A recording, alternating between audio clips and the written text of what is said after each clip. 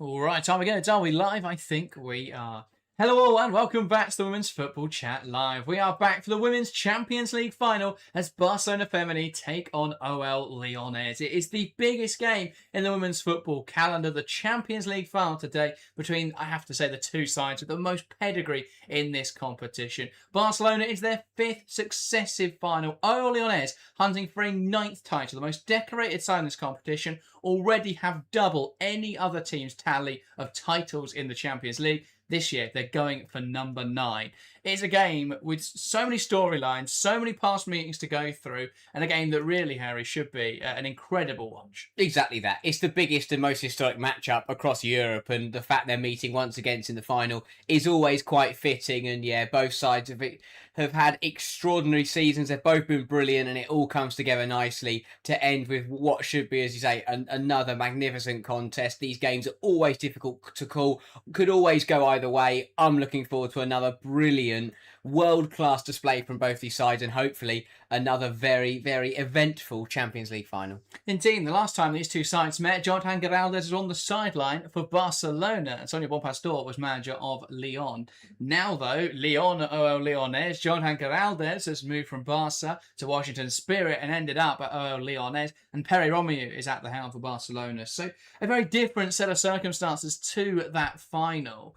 And it's going to be really interesting to see how these two sides now match up, because they're very different teams to when they played 2 years ago. Yeah, exactly that. I think that, it is only 2 years, but when you're an elite side, a lot can happen in 2 years, a lot can shift, and of course it has. So it will be interesting to see how it plays out, and I think that that's what makes these matchups between the two sides so special, that I feel like every time they do meet, there's a new chapter or something's changed, so it's going to be a different story, and I think the same will be today. There hasn't been quite a storyline like this one coming into one of their finals, with Giraldez kind of switching sides, but yeah, it should be another good game, and I'm very intrigued to see from that mental point of view how it will feel weird for Jonatan Giraldez. It will feel weird for players that have crossed the divide, and players that have either been in this matchup before or who've never been on this stage before. It's a brilliant blend, it's a brilliant mix, and hopefully it's all going to come together to be a magnificent contest. Indeed, and it is absolutely the two best sides in Europe this season meeting in the Champions League final. It should be an incredible game.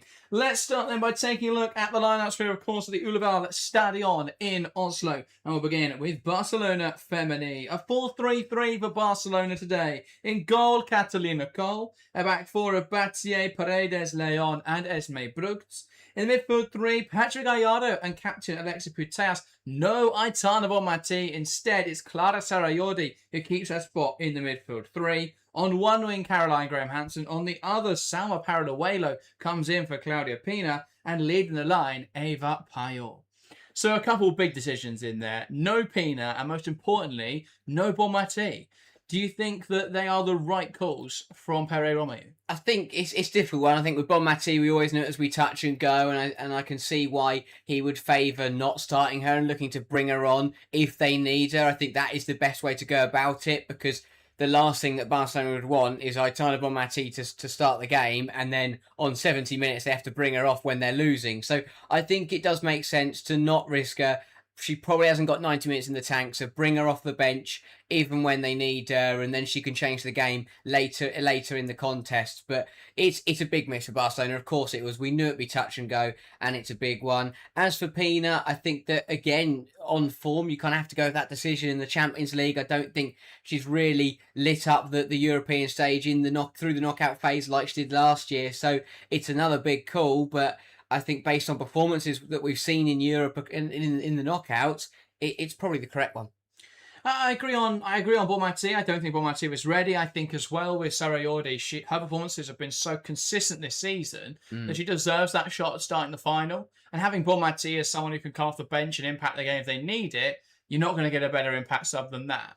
So I agree on that one. I think with Pina fulfills such an important tactical function in this team that it's going to make it very difficult for that left-hand side. It's going to be very interesting to see how that left-hand side functions, because Paraluelo isn't as good at tucking inside and allowing Bruggs to overlap. When she does tuck inside, she's not going to be able to impact the game in the same way that someone like Claudia Pina does. So that's really interesting to see how that relationship between Payot and Paraluelo works compared to how it works between Payot and Pina. Because Paraluelo often likes to make the same sort of movement as Payor, Mm. whereas Pina's a very selfless player, and often her best moments come when she's functioning in a role to support others. So Yeah. that one I was a little bit intrigued by. We'll see how it plays out. Having Pina, having Bonmati, having Vicky Lopez, all as players that can come off the bench, though, I mean, again, fantastic options off the subs bench for Barcelona. Yeah, it's ridiculously good, ridiculously strong side and squad, and that's what has made them such serial winners. And again, going into today, you're looking at a squad that can not only compete for 60, 70 minutes, a squad that can compete for 90, 120 if we need it. But yeah, it's an incredibly strong side, and I think that again, it's exactly what I'm talking about. It's that lovely mix of a youthful, talented side, but also the experience of players that have been here and have done it on this stage before. Absolutely. Let's take a look then at the side for OL Lyonnes. It is in goal Christian Endler, a back four of Lawrence, captain Wendy Renard, Ingrid Engen and Selma Bacha. In the midfield three, Lindsay Heaps alongside Melchi Dumornay and Lily Johannes. And a front line then of Vicky Becco coming in for the injured Kadadia Taudiani, Eula Brand and Ada Hegerberg. Let's start then with the big team news. No Diani for Lyon in this game. How much of a loss is that? We saw how important she was in the semi-final against Arsenal, arguably their best player, as they turned that around in the semi-final second leg. How important or how big a loss is she today for Lyon? A big loss. Gianni is a top player, and again, she's a player that has played in these kind of matches and has been the difference maker, has put on a world class performance. So it's a big loss in terms of the quality and the experience that she can bring to the biggest games in the world. So yeah, it's going to hurt them a little bit, but again, we know the OL Lyonnes depth. They've got talented players across the board, and they've got players that can step up and deliver in her absence. But yeah, frustrating as well for Diani. You know, it's always horrible as a player to miss out on the big games, to miss out on a Champions League final is a difficult one to take. Yeah, absolutely. But still loads of quality in this Lyon side. Melchi Dumornay has to be the standout for me. One of the best players in the world. And I think in midfield, if they can create space in midfield where Barcelona are going to commit numbers forward, if Lyon can move the ball quickly into attacking areas, they're going to find space in midfield. And Dumornay thrives on that kind of space. So if they can move the ball quickly through the lines, through the Barcelona midfield, I think there's going to be a lot of space for her to impact the game, and that's a big problem for Barcelona today. How do you handle Melchi Dumornay in those kind of positions? Because she's the kind of player, if you don't get that right, that changes the game. Yeah. So that's a really important thing for Barcelona today. Let's talk about Lyon's defence, though, because I think we've seen some weaknesses at moments for Lyon this season. We have for Barcelona as well, but I think back to the fact they've lost to Arsenal and lost to Wolfsburg and conceded 3 goals in the first half against Juventus. We have seen some defensive frailty then for OL Lyonnais. Yeah, we have. I think that it's uncharacteristically so. I think when we're talking about the likes of prime Wendy Renard, you're thinking of a stalwart defence that never gets beaten. But we have seen them concede quite a few goals. I think that we've seen a lot of individual errors creep in, whether that be Endler for most obviously in the Arsenal game, whether that be players stepping up and getting caught out. And I think it's a better problem to have than systematic problems. I think there are some systematic problems with their defence, but I think most of it has been down to individual errors. And if they cut those out today, it's going to then take Barcelona to exploit the other errors rather than Lyonnes handing them opportunities. That will be the biggest problem that Giraldez will want to get out of his side today. Is you mentioned the Arsenal game there at the Emirates, you mentioned the Wolfsburg game. And at times in the Champions League and in the league this season, OL Lyonnes have handed sides opportunities to either take the game or to get back into the game. They cannot afford to do that today. This is the Champions League final. You're playing against FC Barcelona. You cannot afford to lend them a hand. They do not need that whatsoever to go on and win these title trophies. So Lyonnes cannot afford. They need to cut out the individual errors that we have seen creep into the knockout stages.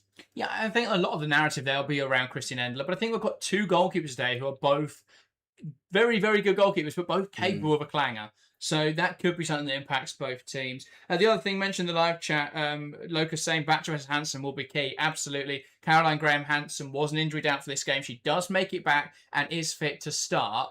At her home, this is obviously in Oslo, in her home nation. She was desperate to play this final. Has been such an important part of this Barcelona team over the years. And I think especially this season has been so strong. And I think she's the only one who is going to give Batcher an incredibly difficult game. Yeah, exactly. I think it's going to be a phenomenal battle. Graham Hansen, Batcher has had the better of the majority of wingers that she's come up against in the Champions League this season. Every winner. Every winger. Yeah, to be fair. Even when you look at Arsenal and Olivia Smith having success in the first leg, Batcher wasn't there.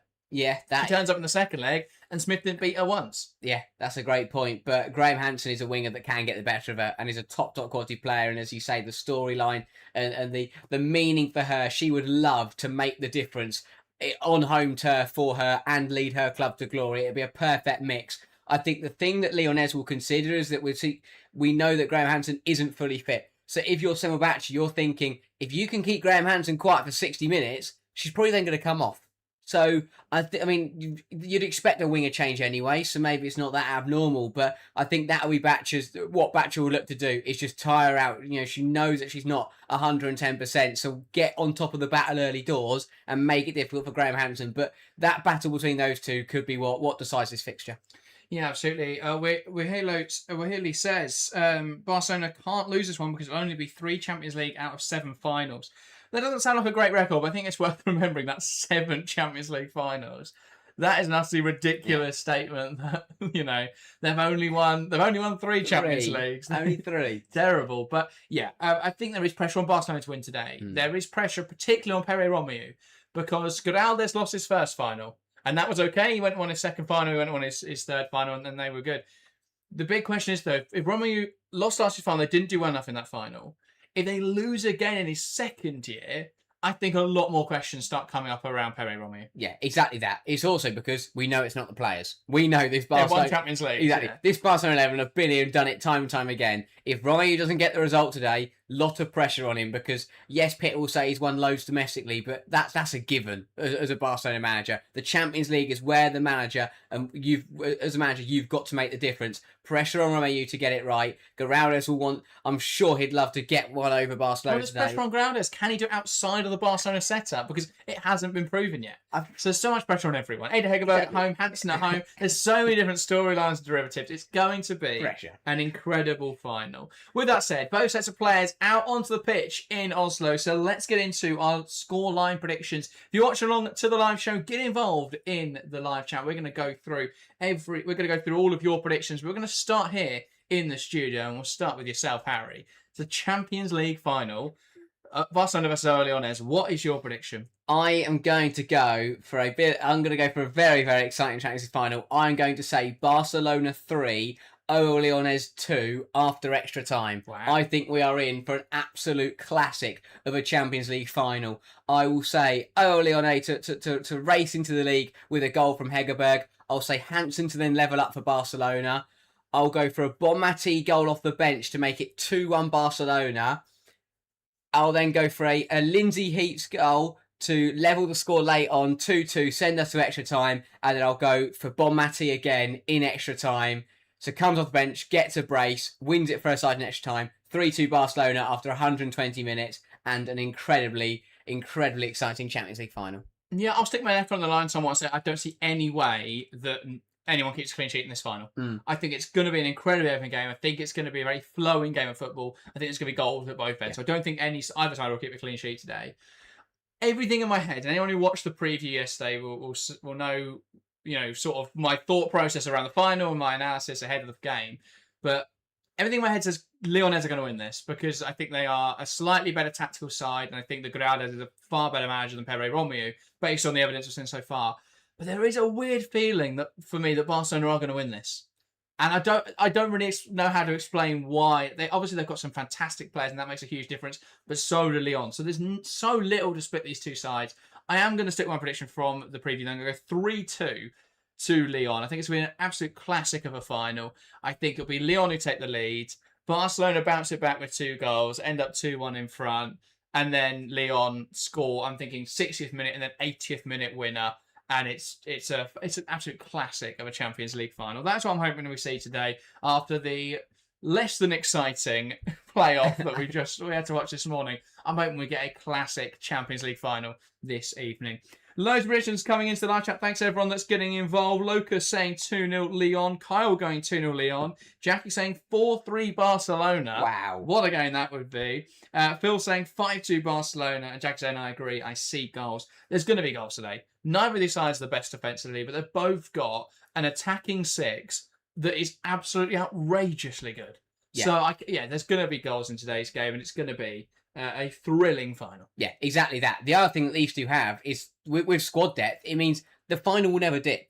Even if it goes to extra time, it won't. The standard won't drop. For 120 minutes, we are going to get elite level European action. Yeah, absolutely. I mean, oh no, we're into extra time. Well, that means that Vicky Lopez, Bonmati, Pina, Chawinga, Katoto and Schrader are all coming on. So it's going to be a fantastic game of football. It will be Lyon to get us started here in Oslo. Hegerberg from the middle, waiting for the referee's whistle to get us started in the 25-26 Women's Champions League final. The whistle blows, Hegerberg knocks it back, and we're underway in Oslo. It's FC Barcelona Femini taking on OL Lyonnes. And a forwards early on from Lyon. Hegerberg tries to get it under her control. It's a feisty midfield battle already, and it's deemed a foul on Patrick Gallardo. Yeah, Heaps getting in early and just catching the Barcelona midfielder a bit late there. But again, you spoke about it in the preview, that midfield fight is going to be crucial today for whichever side does end up coming out on top. But expect it to be fast and flowing, this one. Heaps bringing the ball under her control, under pressure immediately from Puteas. Pass down the line, looking for Dumonet. Here's Brugts. Under pressure from Vicky Becco. She's forced backwards. And Barcelona go all the way to Katakol. And Hegerberg sensing an opportunity here to put the press on. And Cole getting it gone. It's over the head of Batcher. Ingrid Engen, the former Barcelona player, able to pick up on the loose pass. And then pulls away from Eva Payot. Knocks it down the line. Here's Brand. Good close control. Inside to Selma Batcher. You can drive forwards here, Batcher. Has the space to do so. Hansen, though, doing her defensive duty and getting back in as Barca come forwards. Here's Paraluelo. And Dumonet gets back in there. It's a clean tackle. Seems to get the ball, much to Paraluelo's frustration. And Lyonnais back in possession. Becco darts inside. He slips. Moment for Barcelona to capitalise on, but it's a poor pass from the midfielder there, Sarayodi. Lyonnais try and play out to the left-hand side, but Batcher can't bring it down. Nervy from both sides. Couple of mistakes in there. Misplaced passes. People falling over. That's the other aspect, is you've got, in midfield today, two players who've never been here before. Clara Sarayodi and Lily Johannes. And a big part of it could be which of those settles quicker. Yeah. They're up against each other fairly directly as well, in terms of Johannes is on the left of the midfield, Sarayodi is on the right, so they're going to come up head-to-head. Which of those can settle in this game and won't make the mistakes? Batcher knocking it out of play there. I think it did take a touch off Hansen, so that will be a throw-in for Lyonnais. And Giraldez swapping sidelines, ending up on the Lyonnais touchline. Keen to get one over his former side today. Brand trying to play down the line. Has gone out of play, but it did take a touch off Ona Battier. And that will be a Lyon throw. Yeah, very intrigued to see how both sides approach this. If Lyonnais just going to look to, early doors, it looks like they're just trying to slow it down and take a bit of pace out of the game. Here is Batcher, who's actually looking to go a little bit more direct now and will play it in behind. Headed away well by Paredes. And now Batcher heads into midfield, is caught there by Eva Payot, who is a little overeager to get to that ball and does commit the foul. Yeah, the intensity's there though. I like that. Both sides now have conceded a free kick, but players are getting themselves about, and that's what you want to see from the off. Being physical, being assertive, and getting stuck into the game. Battier heading it away, drops in midfield now for Patrick Guillaro, who is going to choose a sensible option and send it long and endless. Not quick to get off her line there, much to the fear, I think, there of Wendy Renard, but she does get there, Christine Endler. Engen into Johannes, who's pulled into this deep left position, looking to clip it in behind, and Hegerberg up against Paredes. Cole, quick off her line, makes a bit of a mess of the clearance, and this gives Lyon a throw high up the pitch. Yeah, took the safer option, or potentially miskicked it sideways. But that directness from Lyon is quite threatening, I have to say. that ball over the top, looking to play Hegerberg either hold up or in behind. Here is Dumoulin. But I guess then the question comes, why use Hegerberg in that kind of role if you're going to try and play it in behind? Yeah. Because you don't have a Chewinga in there who would give you that pace in behind, and you don't have a Katoto who would. Brand's looking to take on Bate. Bate does well to get the right side of her and wins back possession, and Paredes choosing the safest option, including the ball away. Batcher massively misjudges the ball. Here's Eva Payor. Batcher getting back in well. Payor now looking to switch the focus of this attack. Sarah Yorde plays a forward pass to herself. And now looking to switch to the left-hand side. Puteas. Here is Lyon, happy to slow possession for the moment. Into Paraluelo, who is brought down in there. And the foul has been given to Samuel Paraluelo. Yeah, there are a couple in there, I think, for Barcelona. Yeah. I think Hegerberg had just left one on Paredes after the ball had gone as well. But again, as I'm saying, I don't mind a bit of an aggressive start. You can see these kind of finals can be quite cagey and both sides shy away from it a little bit. But with the experience and quality on this pitch, understandably, both sides are raring to go from the off. Papillon over this. Can she find a delivery that puts Lyon under some pressure? Lyon considering how to make best of this free kick. It's quite a deep one. I think they probably look to swing to the back post or try some sort of routine here.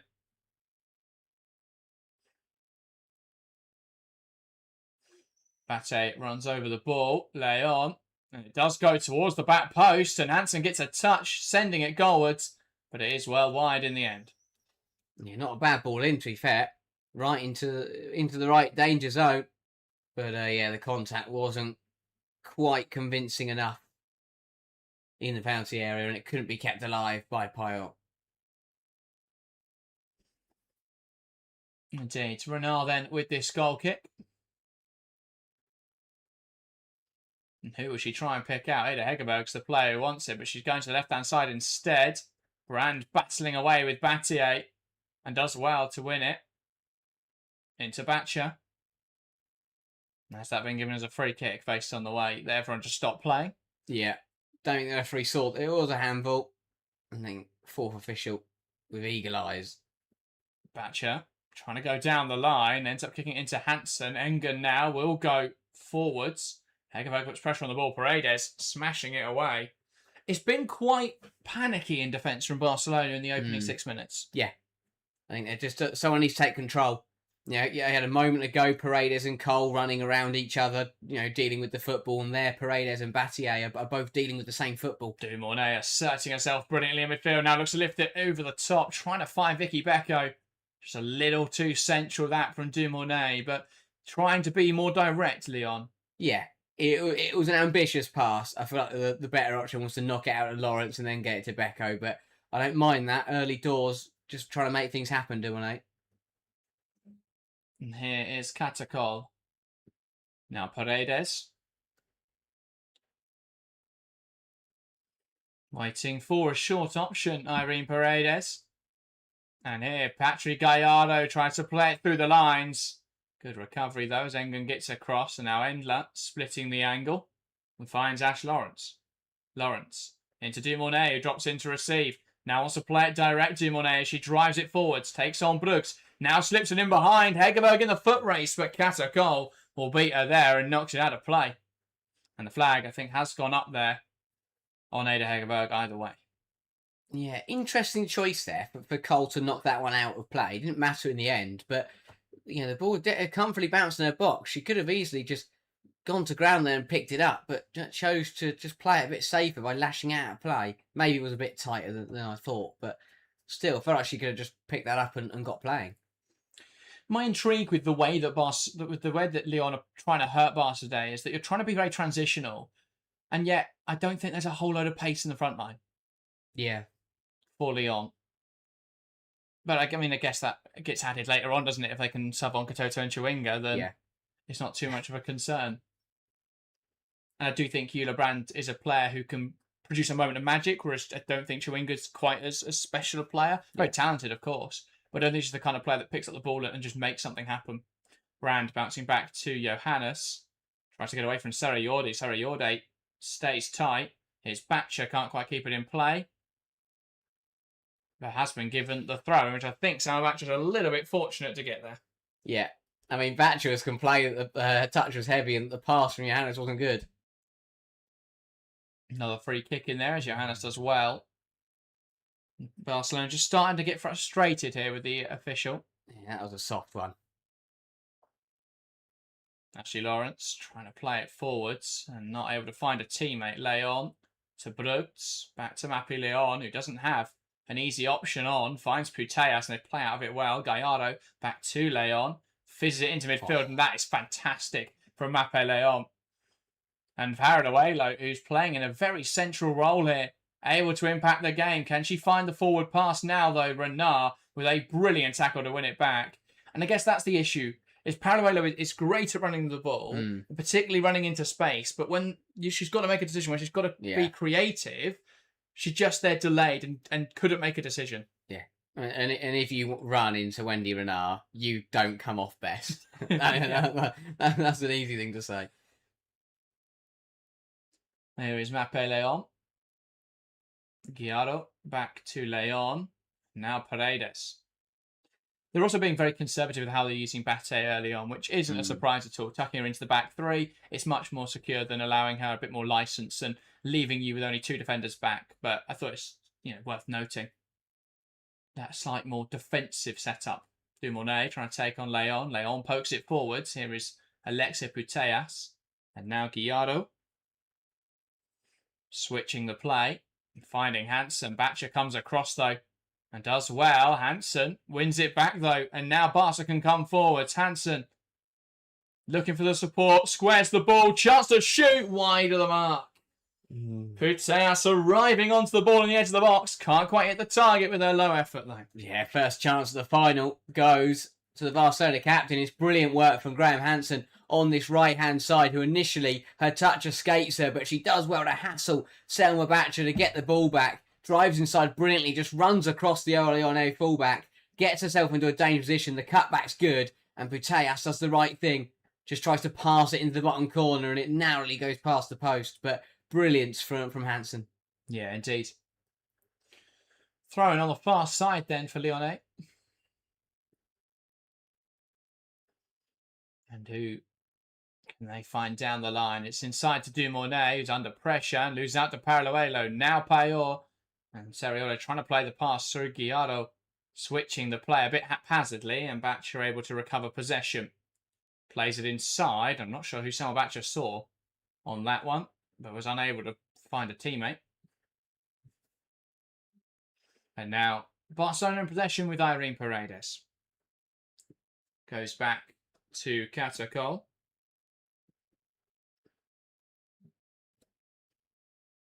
And now Lyon back into Cole. Paredes. Happy to sit on possession and just wait for the press of Lyonnais. Plays into Paraduelo, who loses out in there. Dumournet fizzing into Hegerberg. Now heaps up in support. And she's brought down by Patrick Guiado, and that will be a free kick. In a decent position, this for Lyonnais. Yeah. It wasn't inch perfect by Lyonnais, but they managed to work the ball. And yet, Guiado doesn't get a touch on the ball there. Does end up bringing heaps down. Bit of a frustrating one, but yeah, better from Lyonnais in there with the ball. And I think that's just, they're struggling to make it work a little bit. Those combinations aren't coming off enough, but that was a little bit untidy, but it worked, which is better. So what can Lyonnais do from this situation? Batcher lifts it in, and that's a good ball looking for Renard. Big save, hits on the rebound, turns it home, and OL Lyonnais lead in the Champions League final. A perfect set piece. Renard header saved brilliantly by Catacol, but Lindsay Heats, the American midfielder, in on the act, able to react quickest, and touches it home. It's Barcelona 0, OL Lyonnais 1. Brilliant reactions from Heaps, who does very, very well to turn it home on the rebound. Renard gets the initial header. It'll be interesting to see whether she's onside. It will be a tight one. It's a phenomenal save from Catacol to deny the initial header from the Lyonnais captain. But Heats reacts quickest and pokes it home. And again, they're going to have a look at both of these here. The first question with VAR will be whether Renard was onside, and the second one will be if Heaps was onside. She looks okay, to be fair, Heaps. If Renard's onside there, then why is someone not tighter to her? Yeah. Surely that's the danger, the threat that you target on those set pieces. And Lindsay Heaps, just like she did in the semi-final, though it would go on to be ruled off, scores early in this final, and it looks like it's going to stand. Is VAR still checking it? Yes. We do have a delay to kicking off again. So, is there something VAR aren't happy with on that goal? Yeah, we do have a VAR check. Yeah, they've got to have a look at both of them in there. I think Renard looked okay. I think as a player at the near post playing her on, it was whether Heaps on the rebound was offside. Here we go. Well, it's an easy VAR check, isn't it? It's a very cut and dry. Is she on or off? It's going to be disallowed. Was Lindsay Heaps in an offside position? Potentially so. We are back to 0-0. The goal is disallowed for offside. Let's have another look at this. Renard's onside. The initial ball, but I think Lindsay Heaps there is just ahead of the ball when Renard heads it. That is a big let off for Barcelona. Yeah, that is an incredibly tight call. But yeah, let off for Barcelona. A bit of a fortune for Katakal, I feel. I think she deserved that one. It was a phenomenal save to deny Renard's header anyway. And was unlucky on the rebound. But yeah, bit of a let off for the Barcelona defence, who got caught sleeping from that set piece. But a tight offside coming to the rescue. But credit as well to Katakol, because Renard's header should have been a goal. Yeah. Barcelona cannot afford to leave her unmarked. Katakol got across the face of a goal brilliantly and made a fantastic stop. That was so important. Because if Renard heads that home first time there, it stands. Yeah. The offside infraction was on Heaps. So, Lyon building out from the back. We're back to 0-0 in this final. And Lindsay Heaps had horrible luck with her goal standing in the Women's Champions League. We're not entirely sure why her goal in the semi-final didn't stand, but that one seems a much more cut and dry decision. And a good use of the video assistant referee. Renard into Heaps. It just pulls off and now gives it into Engen. Who can she find with a forward pass? Goes back instead to Christine Endler. That is important. That's exactly what we want to see. You know, we've criticised a lot of lengthy checks, but that was quick, that was easy, and got to the right decision. Most importantly, it was right. Yeah. Ball played through, looking for Hegerberg, who's battling away at Paredes. Paredes was just enough there. Cleared away by Catalina Cole. Because ultimately, as much as we don't want to see VAR interrupting games for long periods, as long as it comes to the right decision, I'll get over it. Yeah. It's when you have a 10-minute check and they still get it wrong. Yeah. But that was quick and it was correct.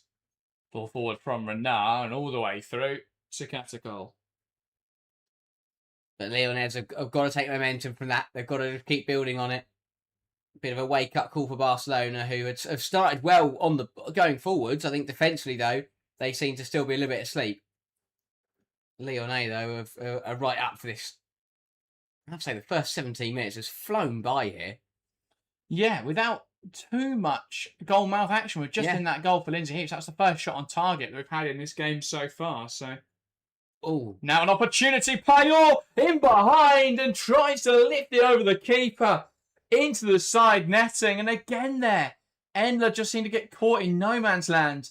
Payot pounced and almost produced a magnificent finish. Yeah, this is poor from Wendy Renard. How she could ask her goalkeeper to come and get that. Endler was never going to beat Payot there. Yeah, it's just a miscommunication between the pair. Exactly. It cost them a goal against at the Emirates, and it very nearly put them behind in the final. And I guess that's the risk with Renard not being as quick as she once was now, is that you do have that threat. And she's a little over-reliant on Endler being able to come up and bail her out. And that's it goes both ways there, because Renard shouldn't be asking... Endler was never really going to get there, but rather than trying to get there and then stopping, Endler's got to tell Renard, absolutely not. You've got to deal with that. Yeah, I guess the problem is if she just stands there and lets Payot run through on goal. True. Pearl's just going to smash it past her. Yeah, she had to narrow the Yeah. angle, and I think if she stayed on the goal line there, Payor scores. Yeah. But instead, she forces Payor to try something spectacular for a bit of a difficult angle. Here's Renat. Does well to compete physically with Payor. Paraluelo looking to go down the line. Battling away with Ashley Lawrence, and now Alexia Putellas. And that does take a touch off Heaps, and out for a throw-in. Vladislav says Payor needs to finally win a final.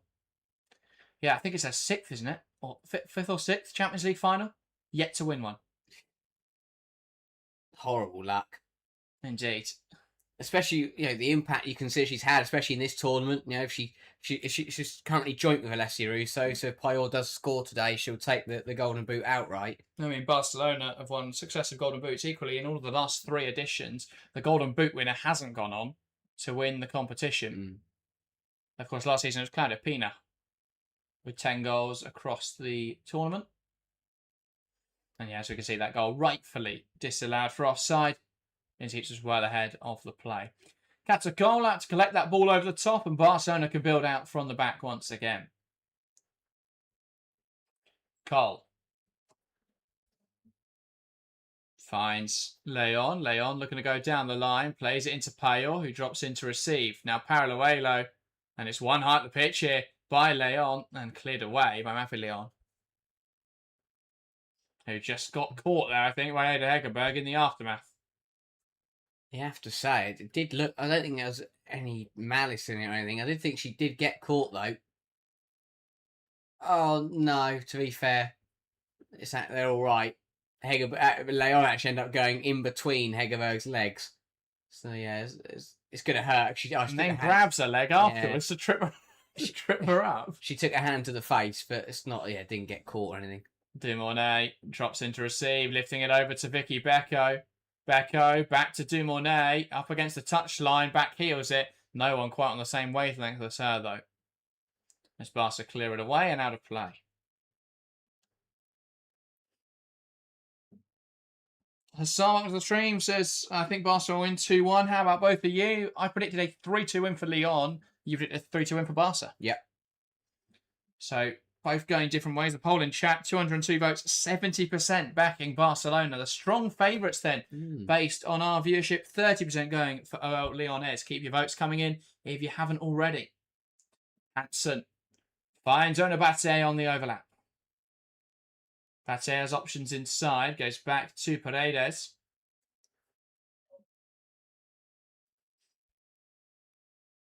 Touched on well by Payor. Guiado loses out, and now here come Lyonnais. Brilliant try from Johannes. Pokes it forwards, looking for Dumornay. Dumornay will get there. Can she make something happen now? Twisting and turning Melchi Dumornay. And her cross is blocked, and now Barcelona can get it clear. Punted out towards Caroline Graham-Hansen, and Batcher a little overzealous in her attempts to recover the ball. Dumornay had to square this to Lindsay Heaps, who was screaming for it on the edge of the penalty area.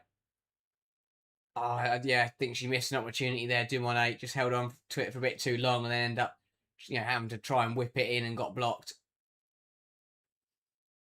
Playing to the left-hand side now, Barcelona. Here is Lyon. Into Putellas, and Heaps pounces. This team to have taken the title touch off of Alexia Putellas. So a couple of those throwing decisions now that have been a little bit interesting. Yeah. Lawrence back to Renat. And now Engen. To the left-hand side with Selma Batcher. Lovely footwork from Batcher under pressure from Hansen. Draws the free kick. And that will be a Lyonnais free kick as Batcher looks to go along with it. With Hansen in her way, though, it will be difficult. Switches the play across to Ashley Lawrence. Lawrence back into Renat. Looking to switch the play, then Wendy Renat to find Eula Brand, and Brand will get there up against Battier then. What can Brand make happen on the touchline? Inside or outside, sticks outside, finds Hegerberg, can she score? It's charged down and blocked. Lyonnes still alive here in the final third. Johannes to Batcher, into Brand. Brand drops the shoulder and comes inside. Give and go with Dumournet. Eula Brand, can she square it? Goes for goal. And it's wide. Has it taken a touch? Well, apparently it has. And I'm not sure how on earth has been given as a corner. I'm not sure about that one either. Brilliant though from Eula Brand. Brilliant footwork on the first one. This second one, not taking a touch with anybody. Yeah, I'm not sure, I don't think it even leaves the field of play, does it? Yeah, it would bounce at the end. But what a block from Putellas to deny Hegerberg, who really should have done better. It was brilliant footwork from Brand on the byline, cuts it back, and Hegerberg probably should have just shot first time, but got it caught in her feet. Oh, Lyonnais, get a corner then from, well, bit of fortune, really. Because I don't think that the effort did touch anybody. Corner then for Lyonnais. They've already shown their threat from set pieces, not only throughout this tournament, but already in this game. That was disallowed. Can they now find a route to goal legally? Selma Batcher, the player over this. Who can she pick out in the penalty area? Batcher lays it flat, headed away by Putellas. Lawrence will try and keep this alive now. Fires towards goal. Engen touch it down to Johannes in the box. Chance for Lyonnais. Tries to cross it in. Now cleared out as far as Melchior Dumournet. Whips it in there. It's headed on. It's another corner. Oh no, it's gone for a goal kick in there. It's flicked on by a Lyonnais player, and that'll be a Barcelona goal kick. Yeah. Just didn't quite come off there. But better again, it's set pieces where OL Lyonnais are causing the most problems for Barcelona. It's where they massively threatened Arsenal as well. They are just imperious in the air. And Barcelona, of course, have got some threats of their own, but Lyonnais are looking threatening from those dead ball situations. I think they've started a better side. Yeah. I mean, obviously having the goal disallowed, but that means it's still level in the game so far. Barcelona will be the happier that it's 0-0. I think after 26 minutes, after what's happened, they'll be pretty content with the fact they've got through and they're not behind. Katakar looking to find Ona Battier and just not quite able to pick her out. Oh, went too long there, Katakar.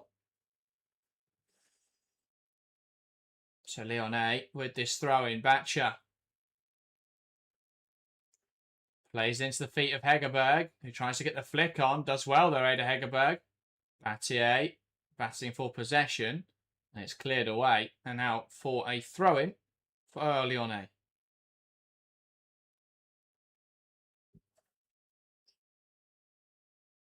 Batcher had options down the line. Plays inside to Leo Johannes. Into Dumournet. Just brilliantly to squeeze it back to Selma Batcher. And now Sarayordi.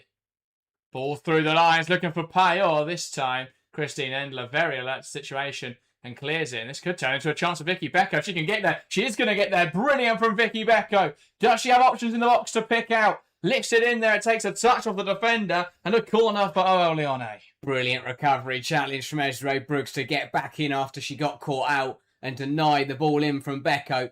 But a lovely touch round the corner from the Lyonnais winger to take two Barcelona players out of the game. And without that crucial intervention from Brooks, that ball was destined for the feet of Hegerberg. That's brilliant from Becco. Yeah. Just didn't give up on it. And it felt that Barcelona, the two Barcelona players, thought that the situation was dealt with. Didn't anticipate that Vicky Becco was going to try and get to that ball. And such a threatening situation. And now another corner for OL Lyonnais. Batcher over this. Delivered in towards the back post. Dumournet's going to keep it alive. Can anyone turn it goalwards? Becco tries to get there. Heaps fires into the bodies. It's cleared away. And Paralluelo gets some distance on the clearance. Payor smothered, really, between Lawrence and Brand. And Lyonnais back in possession. Yeah, Barcelona, a couple of times now, have just had to get bodies in front of shots and in the way of the goal. It's not the Barcelona you're used to watching, is it? No. Barcelona usually dictate possession. They've had less of the ball in the first half. Lyonnais 16 touches in the opposition box to Barcelona's 3. Wow. So while they haven't really put enough pressure on Katakar, only one shot on target, they have been all over Barcelona in terms of territory, in terms of getting the ball into the final third. Barcelona yet to take a shot on target in this game. Only 3 touches in the opposition box. Renard now to Engen.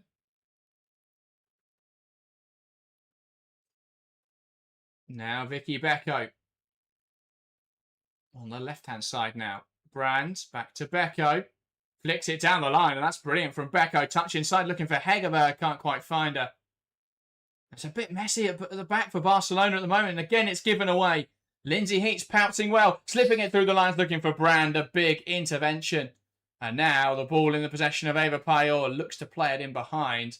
Goes too early. Well, plays it too early, really. And it's recovered by OL Lyonnes. Yeah. The problem for Lyon is that they haven't taken advantage yet while they've been on top. And you have to do that against Barcelona. But the problem for Barcelona is that they've got no control in this game. Lyonnais aren't getting fleeting moments. They are dictating this game. They're winning the midfield battle quite clearly at the moment. And Barcelona are just getting played through. Yeah. The difference is usually they have all of the possession. So it doesn't really matter. But then they've had so little of the ball. And they're just getting out-muscled in midfield completely. Renard does well there to impose herself on Payor. And Lyonnais hold on to the ball. At 58% possession now in the first half. That's unheard of against Barcelona. It's absolutely unheard of. Renard looking to play in behind. Batches in Akers for Lyonnais because she finds someone in the box. Lifts it in there too close to the goalkeeper. Katakol off her line to claim. And now Puteas looking to take on Johannes. And Johannes a little late on that challenge. Barca hold on to possession. So advantage is played. Here's Esme Brugts. Renard stepping in brilliantly to dispossess Paralluelo. And now Lindsay Heaps in possession. Wouldn't be surprised if Lily Johannes picked up a yellow card when the game next pauses. Lawrence. Becco bouncing back into Heaps. And now Engen.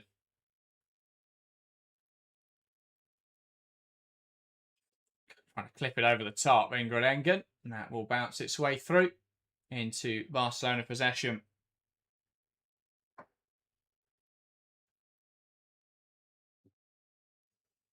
Katakol. It's Paredes.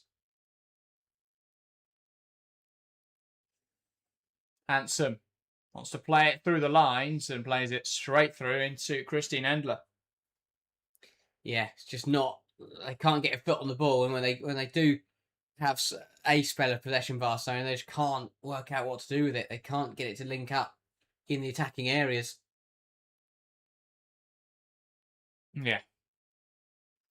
Therefore, it's not often Barcelona lose midfield control. Not convinced by this approach of going longer. Selecting Paralluelo for this game looks like a mistake. Yeah, I don't get it. I just don't. I get that you want to target the transitional threat in behind Renard and Lawrence. But you could do that with Esme Bruggs if you've got someone that's going to tuck in to allow her to overlap every time. And Pina in central areas is going to give you a little bit more control than Paralluelo, who's quite a chaotic player. Yeah. Paralluelo's a great runner and good in behind, but in central areas, it's just not. Her technical ability isn't high enough to play that kind of role. She's not good in close quarters. Sariorde does well there to outmuscle Lily Johannes. First time she's really got the better of Johannes. Hansen down the line into Payor. Batcher gets back in though, makes the tackle. And the flag has then gone up on Eva Payor. Yeah, right decision. Payor had just drifted offside. But, yeah. Just went a tad early. But more positive from Barcelona. Starting to make things happen. But as you say, this counter-attacking kind of direct version of Barcelona is not a version that I particularly like. It just doesn't work. Yeah.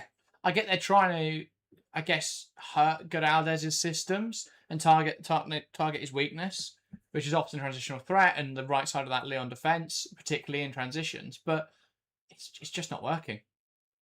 Often in this half, what Lyon have done really well is they've swapped Engen and Renard. And so you don't have that same threat in behind because Engen's able to recover back better.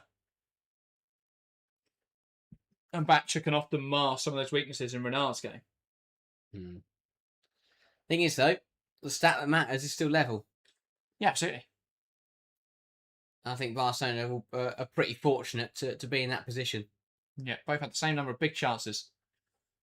Here's Putellas going forwards. Can she take aim from this kind of range? Fires it into Payol, who goes wide with a shot. And I think Eva Payol's got to do a lot better there. Engen does well to force her to take that from a bit of a difficult angle, but I think Payol's got to hit the target here. Yeah, has to do a lot better. Slices at it, looks to just blast it into the near post, which isn't going to work to beat Christine Endler, and B, needs to be accurate. Just got to go across goal there. Bit more composure needed from Payol. Brand carrying the ball forwards. Now out to Selma Batcher. Dumornay. Batcher. Now out to Melchi Dumornay. Into Heaps. Back to Batcher. Now looking to put it on top of the goalkeeper, and a comfortable claim for Katakol. Yeah, a couple of deliveries from Batcher have landed straight in the arms of Cole. I think that's another place when they can hurt Barcelona if the delivery is accurate. You know, if they can try and get a ball in towards Hegerberg, her aerial threat is massive, but they've got to pick her out with these deliveries. Yeah, it's cheap to just lift it into the arms of Cole and give Barcelona the ball back. Brilliant from Parallelo to get past Lawrence. Now looks to put the ball across the box. And it's just in front of Eva Payol, and it's cleared away by Selma Batcher. And then smashed away by Lyonnes. And Barcelona wrangling a little bit more control in this game now. Yeah. Still only 39% possession. Paredes, Battier. Now, Guiaro into Hansen, who's going to take on Selma Batcher here. Batcher sticking with her all the way. Hansen squares it. Engen on hand to clear the ball away.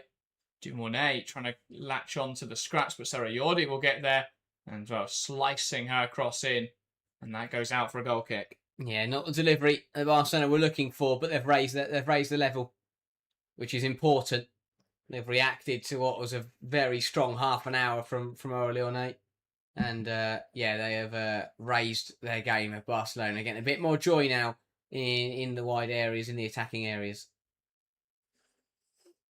Engen trying to play direct. Battier on hand though to win back possession. And now Lyonnes can play out from the back. Here is Renard. To Endler.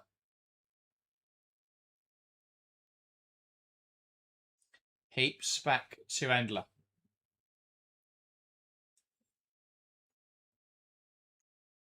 Engen. Into Eula Brand. And now with Renard looking to go direct. In over the top, and Dumornay is giving chase, and Dumornay's going to get there. Ahead of Esme Brooks. Brooks touches it out of play, but it's a throw in high at the pitch here for OL Lyonnes. Yeah, lovely work from Dumornay to get something positive out of that situation. You know, she was running towards a corner with a player on her back, and she's managed to win a throw and get her side up the pitch.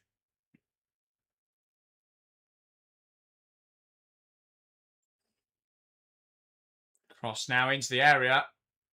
Punched away there, or pushed away really by Katakol. Barcelona trying to play out, but that was a clumsy challenge.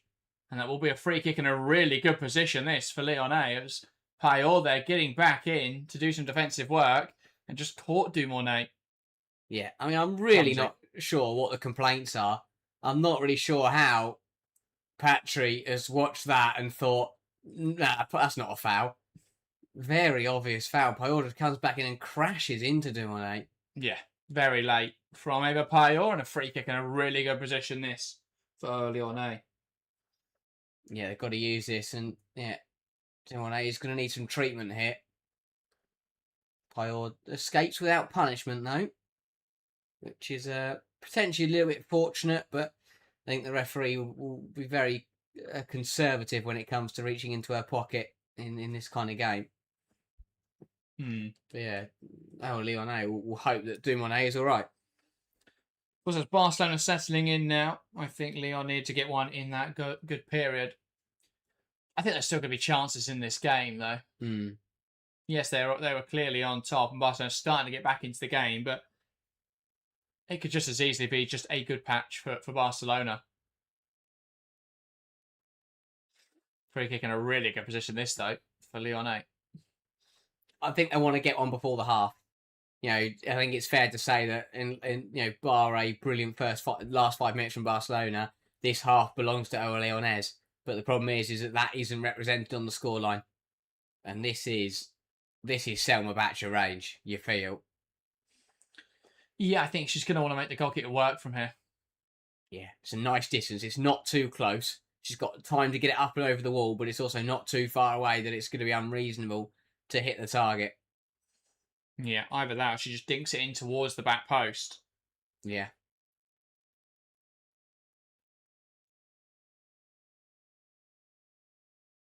Samabacha over this.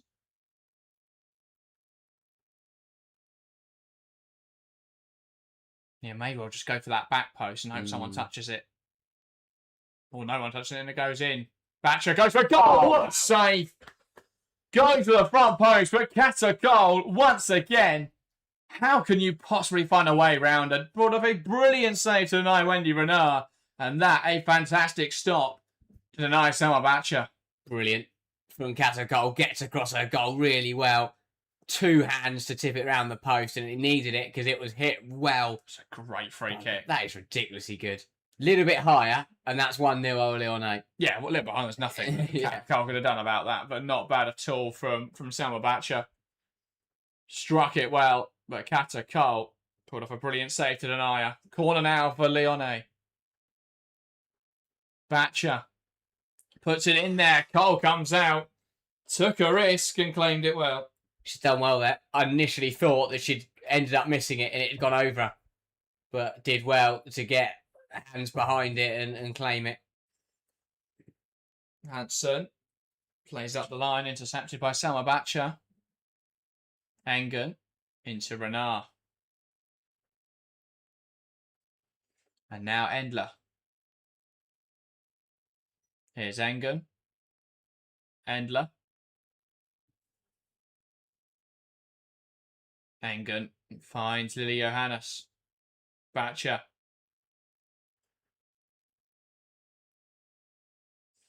Under pressure here from Caroline Graham Hansen, goes back to Engen. And now Heaps lets it run into Johannes. Back to Heaps. Lovely football inside to Eula Brand. Can she now find a forward pass into one of her teammates? Into Hegerberg. Hegerberg drops in. Dumornay now with Guiaro on her back. Plays it into Lawrence. This is lovely from OL Lyonnes. Becco holding the width well. Tries to play down the line. Brooks though in her path. That was a lovely passage. Lyonnais just couldn't quite find that ball into the final third. Yeah, brilliant football. 1-2 touch stuff, just moving it between attacking quality. So just couldn't find that final ball to unleash somebody. Dumornay battling away. Brilliant work though from Esme Brugts. And now Paralluelo touching into Puteas, who finds Guiaro. And now Ona Battier, and there's space here to work with for Battier. Finds the wide option of Hansen, but it's brilliant from Batcher. Intercepts at the perfect moment and stops the attack. Yeah, superb defending from Batcher in the 2-on-1, but Battier will be frustrated because that should have been a better pass. Here's Irene Paredes. Sarayordi. Lovely football. Here's Esme Brooks. Plays it to Lyon. Lyon happy to carry forward. Shifts it into Paralluelo. Back to Brooks. I just think you're sacrificing quite a lot of Brooks' best ability.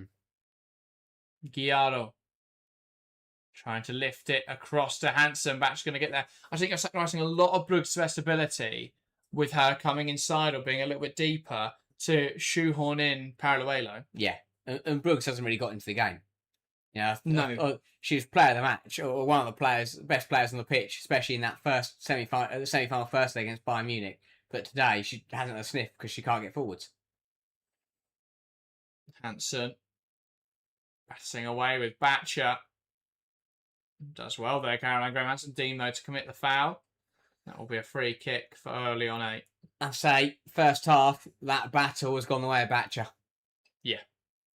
Yeah, there was one time where she got the wrong side of her, cut it back, and Putellas put the shot narrowly past the post. But apart from that, Graham Hansen hasn't managed to beat Batcher. We said it would be a key battle, and it has, because it's just, while Paraluelo is kind of blocking Bruggs from progressing on the left-hand side, Batcher has stopped everything from happening down the right. All sent long. Hegerberg trying to bring it down. And now Johannes. Batcher. Johannes. Lovely drop of the shoulder, and she carries it away well, Lily Johannes. Now looking to switch the play. Lawrence can't quite keep it under her control. Paredes across to Mappy Lyon. 3 minutes of additional time in this game. In this first half, can either side find a breakthrough, or we go into the half-time all square? Barcelona coming forwards. Gallardo switching the play, finds Hansen with a bit of space, and Batcher jumps. Hansen cuts inside and fires over. And it has taken a touch apparently in there. And that, the first time Hansen's really got the better of Selma Batcher. Yeah, does really well. Just delays, waits for Batcher to make her move. And when Batcher tries to jump to block the shot, Hansen darts inside. And I think she'll be frustrated with herself that she doesn't manage to really wrap her foot around this. Great, dummies the cross, cuts inside, drops the shoulder. And I have to say, I think she'd have liked to get a bit more whip on it and look to find the top corner, but a nick on it, and they will get a corner to end the half.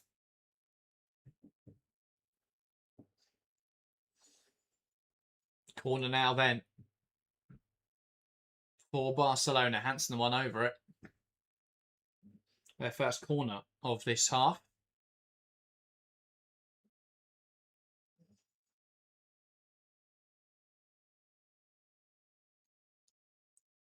Hansen delivers it in there, flicked up in the air. Endler up to claim it, does well. And the corner routine just not working at all for Barcelona. Paredes just getting in the way there of Christine Endler, and will be penalised for it. Free kick. I say, Endler is very nice there. Yeah, because Paredes just to laugh it off and have a hug, because if Endler hadn't done that, she probably could have got Paredes in the book. Yeah. Endler launching the ball forwards. Paredes wins it. Hegerberg heads on. Paredes wins again. Johannes with a great tackle there to take the ball off Hansen. Now Batcher. I mean, Hansen was always looking for a free kick there. Johannes just won it cleanly. Here's Eula Brands. Tries to drop the shoulder. Just a poor touch. She tries to carry forwards quickly. Yeah. I have to say, I'm surprised this wasn't given. I think that Johannes does get the ball, but oh no, to be fair, she's fine. Yeah, she's all right. Catches Hansen on the toe, but there's nothing in it. I thought initially she jumped into it a little bit, but she hadn't. She's fine. Romeu not happy. I mean, I don't know where he's going. He was halfway up the touchline at one point during that move. But yeah, I think a half of frustration really for Barcelona. Here's Katakol.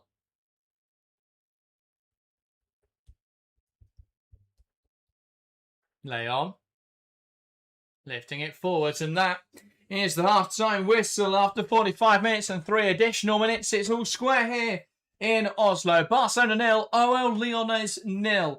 Lindsay Heaps of the ball in the back of the net early on in this game, but that wouldn't stand due to an offside offence.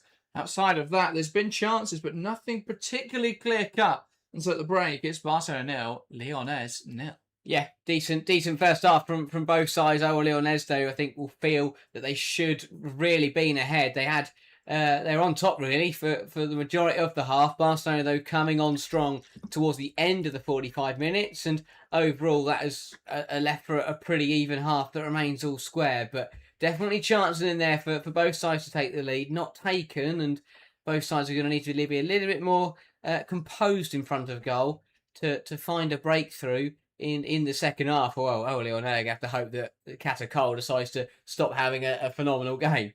But yeah, a very strong first 45 minutes, exactly what we'd expect. Two top quality sides in the Champions League final, and they've delivered. Yeah, absolutely. I think it's been a really enjoyable final so far. I think chances at both ends. I think we've seen some beautiful passages of play. I think the first sort of 5-10 minutes were a little bit stodgy, but I think after that we really start to see the final get into the flow of it. I think Lyonnais have had the measure of Barcelona so far. I think they've had more of the ball. They have had more of the ball, 58% possession. I think they've been a bit more aggressive, and they're getting that physical edge right. While Barcelona don't seem to be particularly happy with how the game's being officiated, it doesn't feel to me they're going over the top, but they are being physical with Barcelona and they're stopping them from being able to play out, and that's been a real problem. Yeah, exactly that. It's been an assertive performance from OL Lyonnais, and I think that's the way to put it. It's not been overly physical. It's not been, across the line. I think that Johanna's had one where I think she was quite fortunate to not be booked, but apart from that, not too many infringements. It's been assertive. They've stepped up onto Barcelona. They've not committed fouls, but when if a player's on the ball, they've got tight to them and they've been on their back and just hassled them. And I think that is it's an aspect of an elite team that I think goes quite underrated. Is that usually a lot of teams are either not strong enough or they're too strong and commit a lot of fouls. That's usually the way it goes. But I think OL Lyonnais are one of the best sides in the world at just striking that balance. It's been assertive.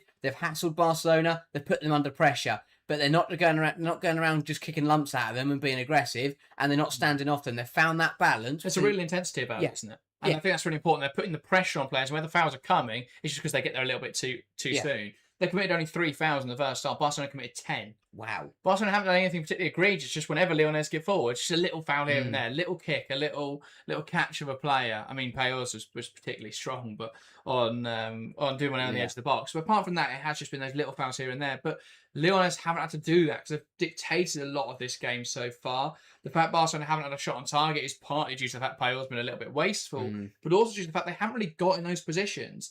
18 touches in the opposition box, only 8 in favour of OL Lyonnais. 8 shots to 5, 2 on target to none. They've just had the measure so far of Barcelona. It's not been a particularly a slow game. I think at times Giraldez's football could be a little bit slow. Romeu, particularly in Barcelona, can have a lot of passes. But actually only 170 completed for OL Lyonnais and 124. So the game's moving at a real rate. That it's made it a real fun watch so far. It's been a very transitional game, which isn't perhaps what you'd expect from a Barcelona game, but they've not been able to have control of this match. And it's going to come down to moments, and ultimately that could go in Barcelona's favour because Lyonnais haven't taken their moments so far. Neither Barcelona, but if they can in the second half, that could go in their favour. But it does feel like while Barcelona usually prioritise control to give themselves the best chance of winning, they're going to have to be quite reliant on one of their players coming up with a moment of magic at the moment. Yeah, exactly that. I think that, as you say, they haven't got that control. And, of course, they've got top quality players. So they can, to an extent, they can rely on players stepping up, especially when you think you've got Aitana Bonmati to come off the bench later in the game. But it's risky. And of course, the problem is that usually we say that, and that works really well against oppositions that aren't to the same standard. Even if it's a tight game, you go, oh, well, the stronger team, they've got the higher quality players who will step up eventually. But in a Champions League final, both these teams have got that ability. And that's the problem for Barcelona, is that even if someone like a Putellas or a Graham Hansen comes up with something magic, it might be cancelled out by the fact Dumounet scored a worldie and Renard scored as a header, and then suddenly you've still lost. So it's difficult, but yeah, as you said, they've got to find a way to get into the game, not necessarily on the score sheet, but in the other numbers, because at the moment they're getting beaten in every single one of them, and they need to, if anything, raise their own game, but also start to just make things more difficult for OL Lyonnais, test them, push them. And because I think there's been times where it's been too easy for Lyonnais just to play through the midfield and create a good chance. Yeah, I think I mean, without Catacol, I think Lyonnais are leading at this point. Some fantastic stops from Catacol, from 2 set pieces, denied Renard's header, which obviously Heaps then went and touched home, but that was offside. But the initial save is just so important. And that was that. I mean, that was fantastic to see. A fantastic save from Catacol. How on earth does she get there? It's absolutely ridiculous. Yeah, it's absurd. It's a brilliant header from Renard. Not much else she can do. Meets it nicely, gets over the ball, and puts pace on it. It's a great header. But yeah, Catacol does brilliantly. And as you say, although it was touched in, that save still needed to happen, because if it had gone in from Renard, it would have counted. Yeah, absolutely. And then obviously with that save from Batcha as well. But yeah, Lyonnais have just had to measure the chances. As you say, they've played through them too easily. Barca's attacking line have had no joy so far either. I think that they've got to change something in there. Payor's really struggled. I think the occasion perhaps getting the better of her at the moment. Eva Payor's been here many times before, but she's never won it. And I do think that's playing on her mind a little bit. She's lashing at her chances, and I think she's just got to calm down. Neither of the wingers are able to impact the game, because you've got Caroline Graham-Hansen up against Selma Batcher, and Batcher's done a fantastic job at the moment of being able to handle her. The only time they create anything of real threat was when there was the 2 times that she's got the better of her. Yeah. And yeah, outside of that, Hansen, I think, struggled a little bit. And then you've got Paraluela, who I don't think's offered enough in this game, and has limited, because you're playing her, you've limited the impact of Esme Brugge. Yeah. And I think Sarah Ode is not going to give you the same thing that someone like a Vicky Lopez or a Bon Mati will. And so, yeah, they've just got a couple players in their attacking areas who aren't performing as well, which isn't helping, when I think Lyonnais have had the better tactical setup so far. Yeah, exactly. And I think that is the difference. And that is usually the difference in these kind of matches. You've got 2 elite sides. So what's the way to separate them? It's the man on the touchline. It's the person in the dugout that makes a difference. And right now, Giraldez has got it right. And it's on Pere Romeu to come out in the second half and make those changes to get his side back in the game. He's got an elite squad. He's got to use it. He's got to realise that what Barcelona are trying to do right now isn't working, and he's got to change it, because they didn't do that last year, and lo and behold, eventually Arsenal went and punished them for that. So he's got to at half-time is your best opportunity as a manager to mix things up and to change what's not working. He's got to change it, because if he doesn't, I think the same thing will happen again, and OL Lyonnes will punish him for not making that change and not realising sooner that what they're trying to do isn't effective. Well, I think that's always the criticism of Romeu, is that there isn't that pragmatism, there isn't an adaptability. It's one thing to be able to plug and play a system that works, and a system is very similar to Jonatan Giraldez's, but to actually be able to adapt on the fly and get the better of an opponent, it's something we've not seen him do. I look back to the final last year, as you say, didn't change anything against Arsenal. I look back to the semi-final first day against Bayern, didn't change anything. And if it wasn't for the red cards at the end of that game, Bayern probably would have won that game 2-1, and maybe it's a very different second leg. And obviously, with that week of preparation, they changed things up and they went again against Bayern. But for me, it's why they didn't win the final last year, and it could be why they don't win this final, because Pere Romeu isn't pragmatic enough to change things when it matters in this moment. Because I don't think Giraldez would have changed something sooner by now. Yeah. Because I don't think Barcelona have been in this game as much as they should. I don't think they've controlled the game in the way that Barcelona should be controlling it. So, yeah, it's been a really interesting first half. Oh, I mean, if he changed something and it changes the game, then absolutely we give him his credit. But that's something we haven't seen yet from Pere Romeu. And so we haven't got the evidence to suggest that he is going to do something that changes this match, that is, going to have a serious impact. Yeah, and I think that's the thing. And then you take it on face value. You look at, if that first half plays out again in the second half, I think that the depth from both benches cancels each other out, and then suddenly OL Lyonnes are the most likely to win. So it's although it's 0-0, and I think that is important that Barcelona have managed to get through that first half still level, despite being second best for the majority of it. That is a crucial part, because if it's 1-0, I think they'd be banging trouble.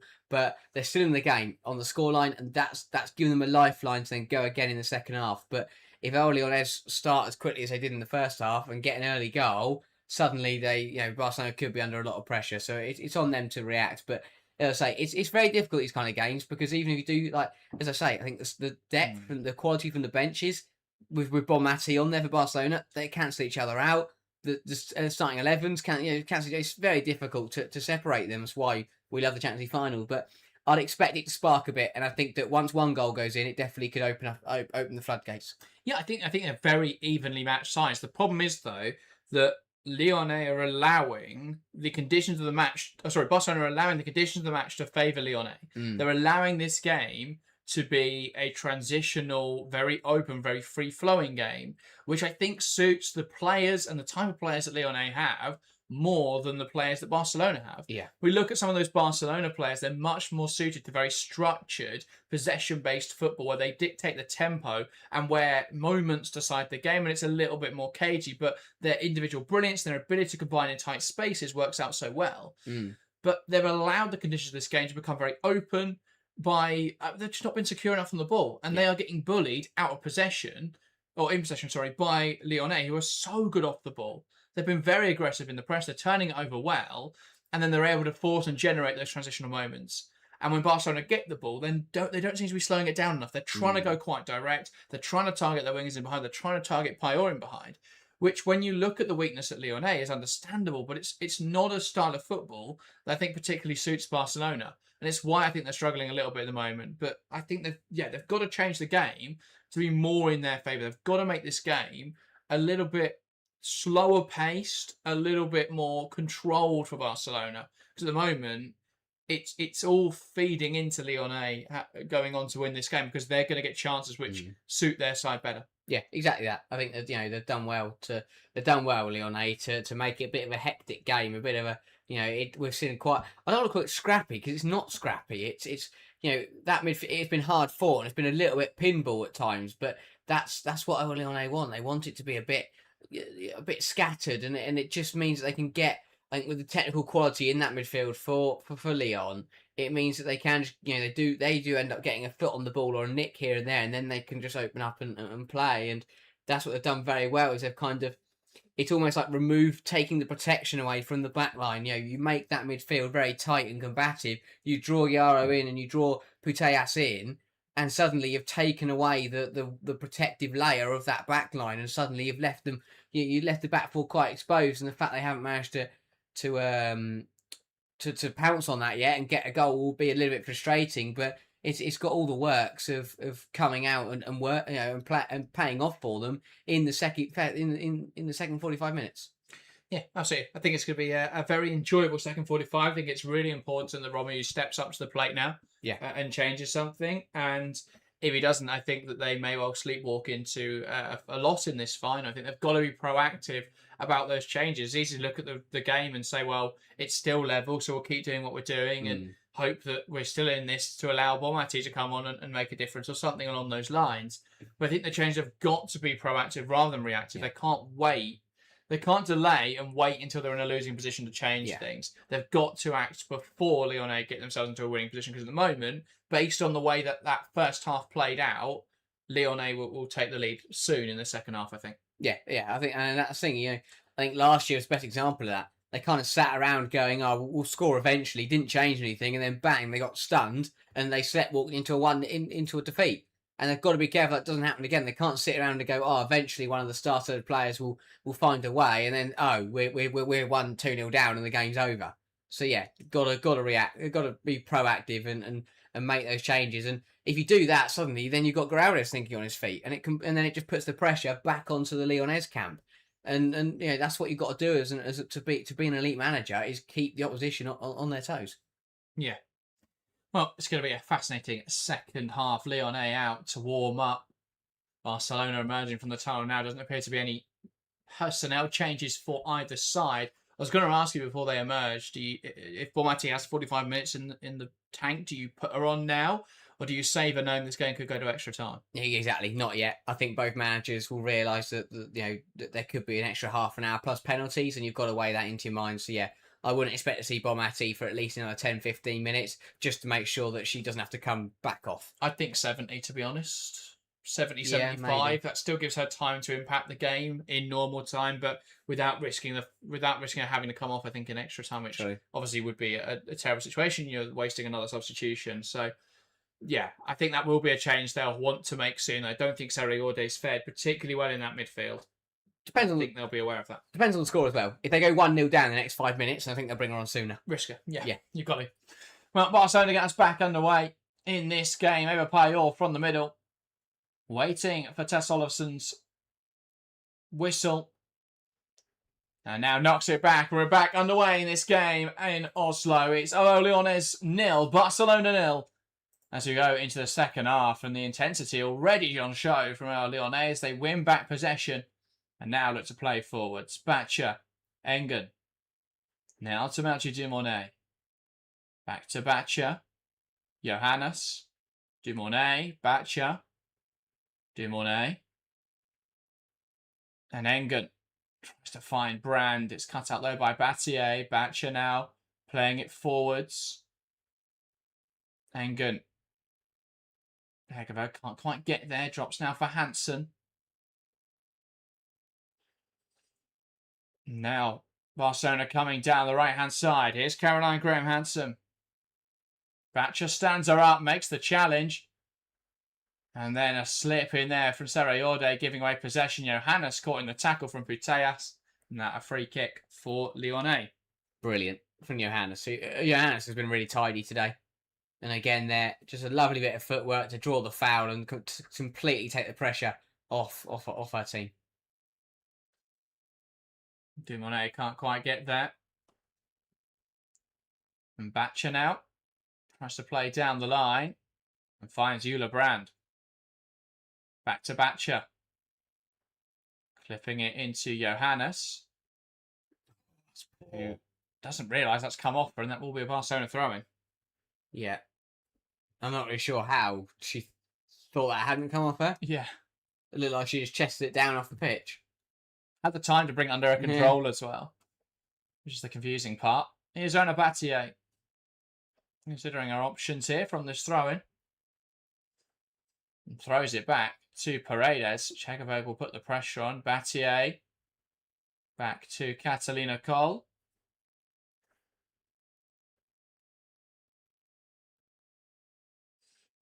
Lyon.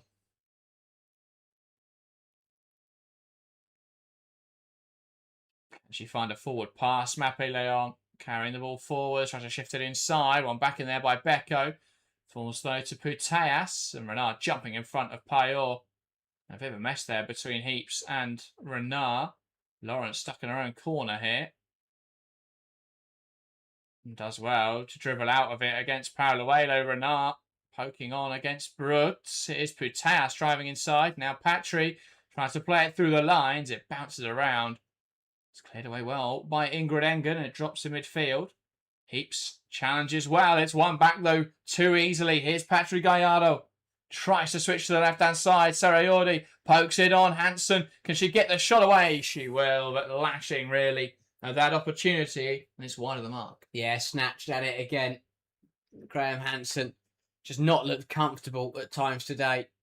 And Serayorde just really wanted to flick it towards her. And I'll tell you what, I think it bounced up pretty nicely. The pressure came from Batcher, and I think that just forced her to hit it a lot wider than she needed to if she wanted to find the back of the net. But better from Barcelona, but good defending from Batcher to get back in. Here is Ona Battier. And now Katakol. Leon. Paredes. Into Battier. Comes off Eula Brand. It's out for a Barcelona throw-in. Battier. Serayorde. And now Mappy Leon.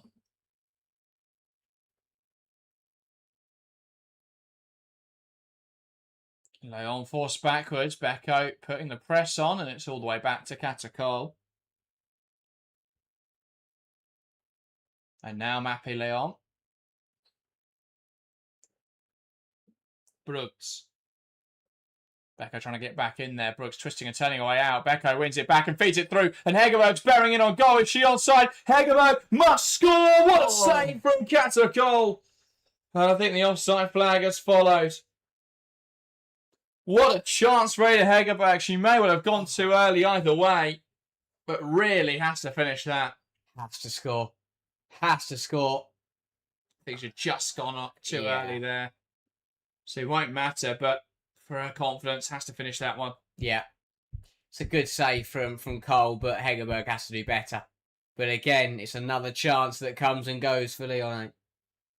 It's positive, football.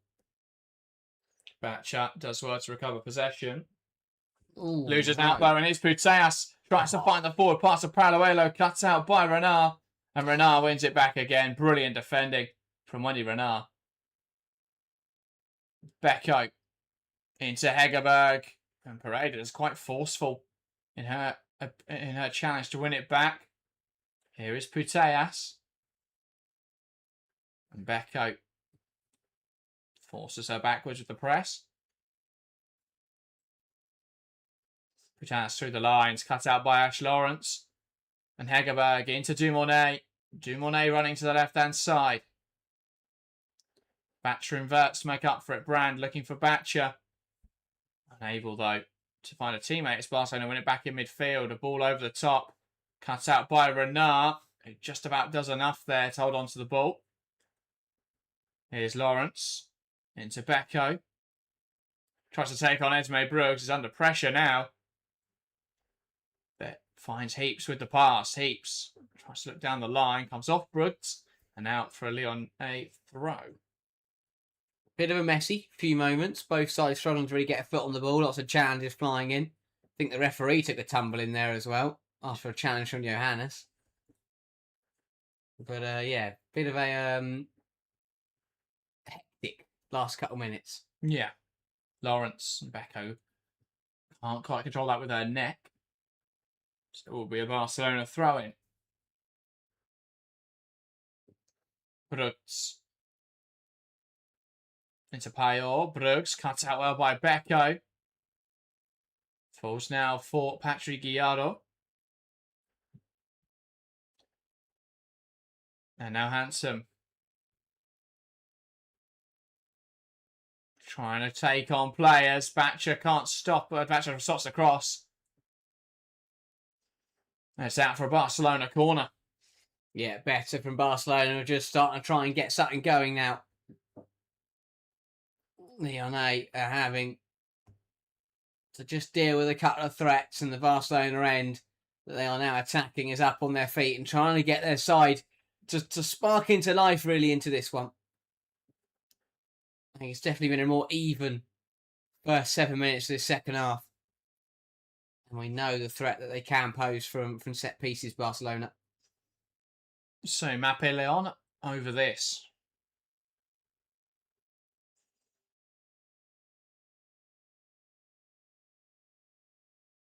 Leon looking towards the back post. Puteas keeps it alive. Header on target. Saved by Endler. And I think it had gone out anyway.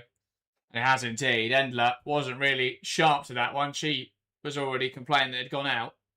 Did still make the save. Yes. But a bit of a messy routine that from Barcelona. Leon's initial ball overhit. Puteas tried to keep it alive, but it's off the pitch. Hegerberg is starting to flag up there for Lyon by the looks of it. Yeah, I'll be very intrigued to see when both managers opt to turn to the star-studded quality it is on the bench. Obviously, with extra time of consideration, you know, it's difficult to make changes. Thought we would have had a goal by now, though.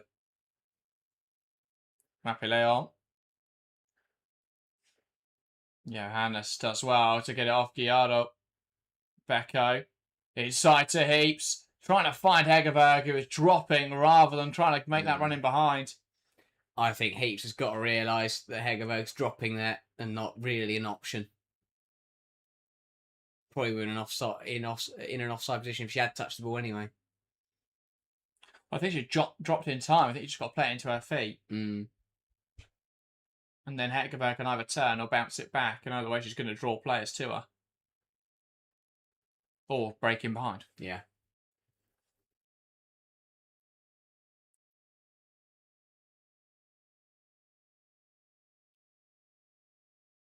Ten minutes gone then in this second half. Batcher.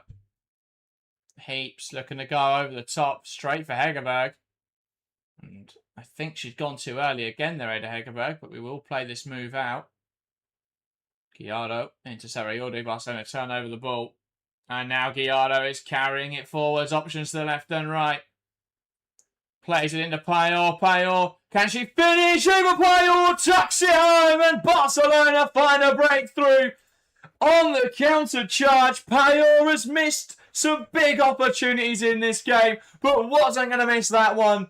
Brilliant from Eva Payora of Barcelona against the run of play. Take the lead. Brilliant breakaway from Barcelona. It's carried superbly through the midfield. And Payora does well, gets in behind and doesn't make the mistake this time. Does well. It's composed from Payora, under pressure as well from the defender, but just goes across the goal and finds the bottom corner. Brilliant carry from Guiaro, and under pressure from Engen. Payora just bursts away from her and slots it into the bottom corner. Much more clinical from Payora, who does really well to put Barcelona in front. I think Engen and Endler have both got to do better here. Endler shuffles across to the left. It just gives that little bit of space for Payora to find the bottom corner. It's a fantastic finish, but you can see she just shuffles across again to the left. I don't think she needs to do that. Gives her the angle. It's a brilliant finish from Eva Payora. And Barcelona lead in the final. And now it's Lyonnais who have the work to do. Brand's ball in is blocked out for a corner. This is what we said in the first half. OL Lyonnais did not take advantage while they're on top. And that can come back to punish you against Barcelona. Because once they hit their stride and get players in good positions, you know, you can find yourself trailing. That's exactly the position that OL Lyonnais are in now. Yeah, it was all that poor pass from Hegerberg into midfield that Guiaro basically just picked up, played a 1-2 and had acres to work with. And now, a corner for Lyonnais. Again, the referee has to talk about pushing and shoving in the penalty area. It's taken short. Batcher lays it to Eula Brand. Brand will lift it with way too much on it. And that's out for a goal kick. That's poor. That's really poor from Brand. The routine worked brilliantly and she managed to get herself a lot of space. And well, Lyonnais aren't happy about this because Catalina Coll has gone down completely off the ball with an apparent serious knee injury. Yeah. So Barcelona want to tactical timeout. I mean, that was a little bit obvious. She just decided to sit down. Yeah. After the ball. But yeah, I think that there's a... I'm going to be frustrated, but I'll be very intrigued to see what she's quite happy about Lyon grabbing it. I mean, is that not a penalty? She's all over her, but the problem is the ball's nowhere near him. Lyon has made no attempt for the ball there, though. Yeah. But this is the thing. I don't think we should be bothering telling players not to push. When that happens, give it a penalty. Yeah. Because it doesn't really matter that the penalty's not there. She's been thrown on the floor by Mapele on there, completely off the ball. Catacol has miraculously recovered. Well, that is a real surprise. Yeah. I thought she was done for there, but she has made a sudden recovery. Barcelona build out from the back. Very intrigued now. I thought when the first goal went in, it might just open the game up a bit. So we're very interested to see how this plays out now.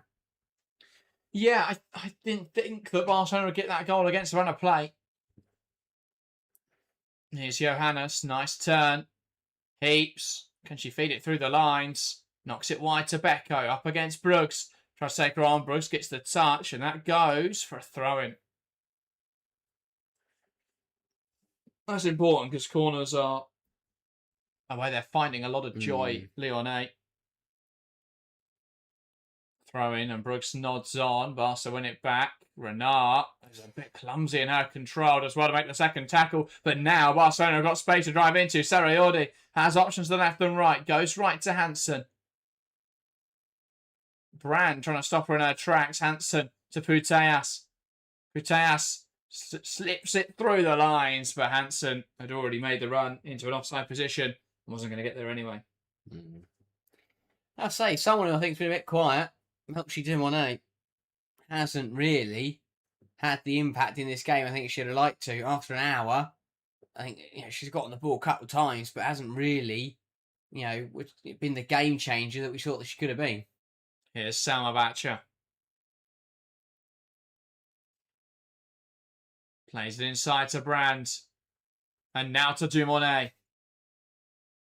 Lifts it into the area. Beko won't quite get there. And it falls to Lawrence, who shifts inside brilliantly. Actually, Lawrence tries to feed it through the lines to Johannes, who's made the run. That's brilliant. Into Vicky. Beko. Beko! Oh, wow. What a save from Catacol. Once again, how on earth has she got to that one? Gets down to her bottom left. Brilliant from Beko. This is a lovely combination from OL Lyonnes. Lawrence into Johannes. Johannes back to Beko. And Beko with a brilliant finish towards the front post. Catacol. That's outrageously good. It's ridiculously good to tip it around the post because she's blindsided. She doesn't see that ball until it gets through Leon's legs. And at that point, she's got very little time to react, but she gets down quickly and gets just enough on it to tip it around the post. Corner for Lyonnais towards the back post. Renard heads it across goal. It drops for Dumornay, who shifts it to Brand, who takes aim, and too much on that. Just gets under at Eula Brand, and again, Lyonnais complain about something in there. Yeah, I mean, Hegerberg was the one who ended up on the deck once again. Let's have another look. Or maybe not.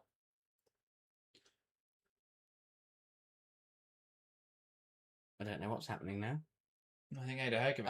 I thought she was coming off. I think she just ran over to get some instructions. It's Barcelona who are going to make the change, and it's Claudia Pina, which I think was a change they needed. But it's for Caroline Graham-Hansen. So Pina will come to the left-hand side. Paraduelo will go to the right-hand side. And I think that will give them a little bit more tactical strength. It will just make them a bit more structured, a bit more solid. And Hansen gave a good hour here in the final on home soil. And now will depart. And Barcelona will look to build out from this goal kick. Didn't get a replay on the complaint there from OL Lyonnais. Batcher jumping well and knocking it out of play. Changes have got to come soon, you feel, for Lyon. I think that you've got such a star-studded bench, you've got to start to use it. If you're Jonatan Giraldez. Yeah. Yeah, I think you've got to look at Katoto, possibly Chewinga as well.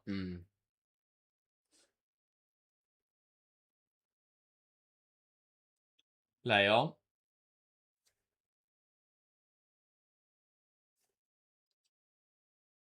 Back to Katina Cole. Barcelona are now going to slow this game down beyond belief. Paredes. And that goal just gives them the freedom now to play like this. Yeah. They can now just take the sting out of the game and manage this final. Brooks. Back to Lyon, and it's behind Mapaleon, and Dumornay will put the pressure on. Here's Catacol. Clears it towards Esme Brooks. Beko's going to get there. Great anticipation. Guiaro launched it forwards. Renard wins the header. It drops to midfield now. Pina trying to feed it through the lines quickly. That's over hit. And Batcher's going to get there. And lovely drop of the shoulder to get away from Paraluelo into Heaps. Heaps feeds it wide. Brand now. Can she take on Ona Battier? Shifts inside. Squares up to Battier. Goes outside. Needs support now, Eula Brand. Lifts it into the area. It's headed away by Guiaro. And Batcher pouncing on the loose pass. Here is Heaps. Out towards the right-hand side. Ash Lawrence will get there. Off against Brooks. Drops the shoulder and comes inside. Here's Vicky Beko. And now Dumornay. Plays it into Lawrence. And they win a corner out of it. She clears it into Brooks. Yeah, Lyonnais moving it well. Barcelona happy to sit in now, which I think, understandably, they're leading in the Champions League final, but it's just going to invite Lyonnais to put them under even more pressure. And that could lead to them being cracked open and a level up being scored soon. Another corner, though, and they're threatened from these. Can someone like a Renard get behind the ball and find the back of the net? That's what Lyonnais need.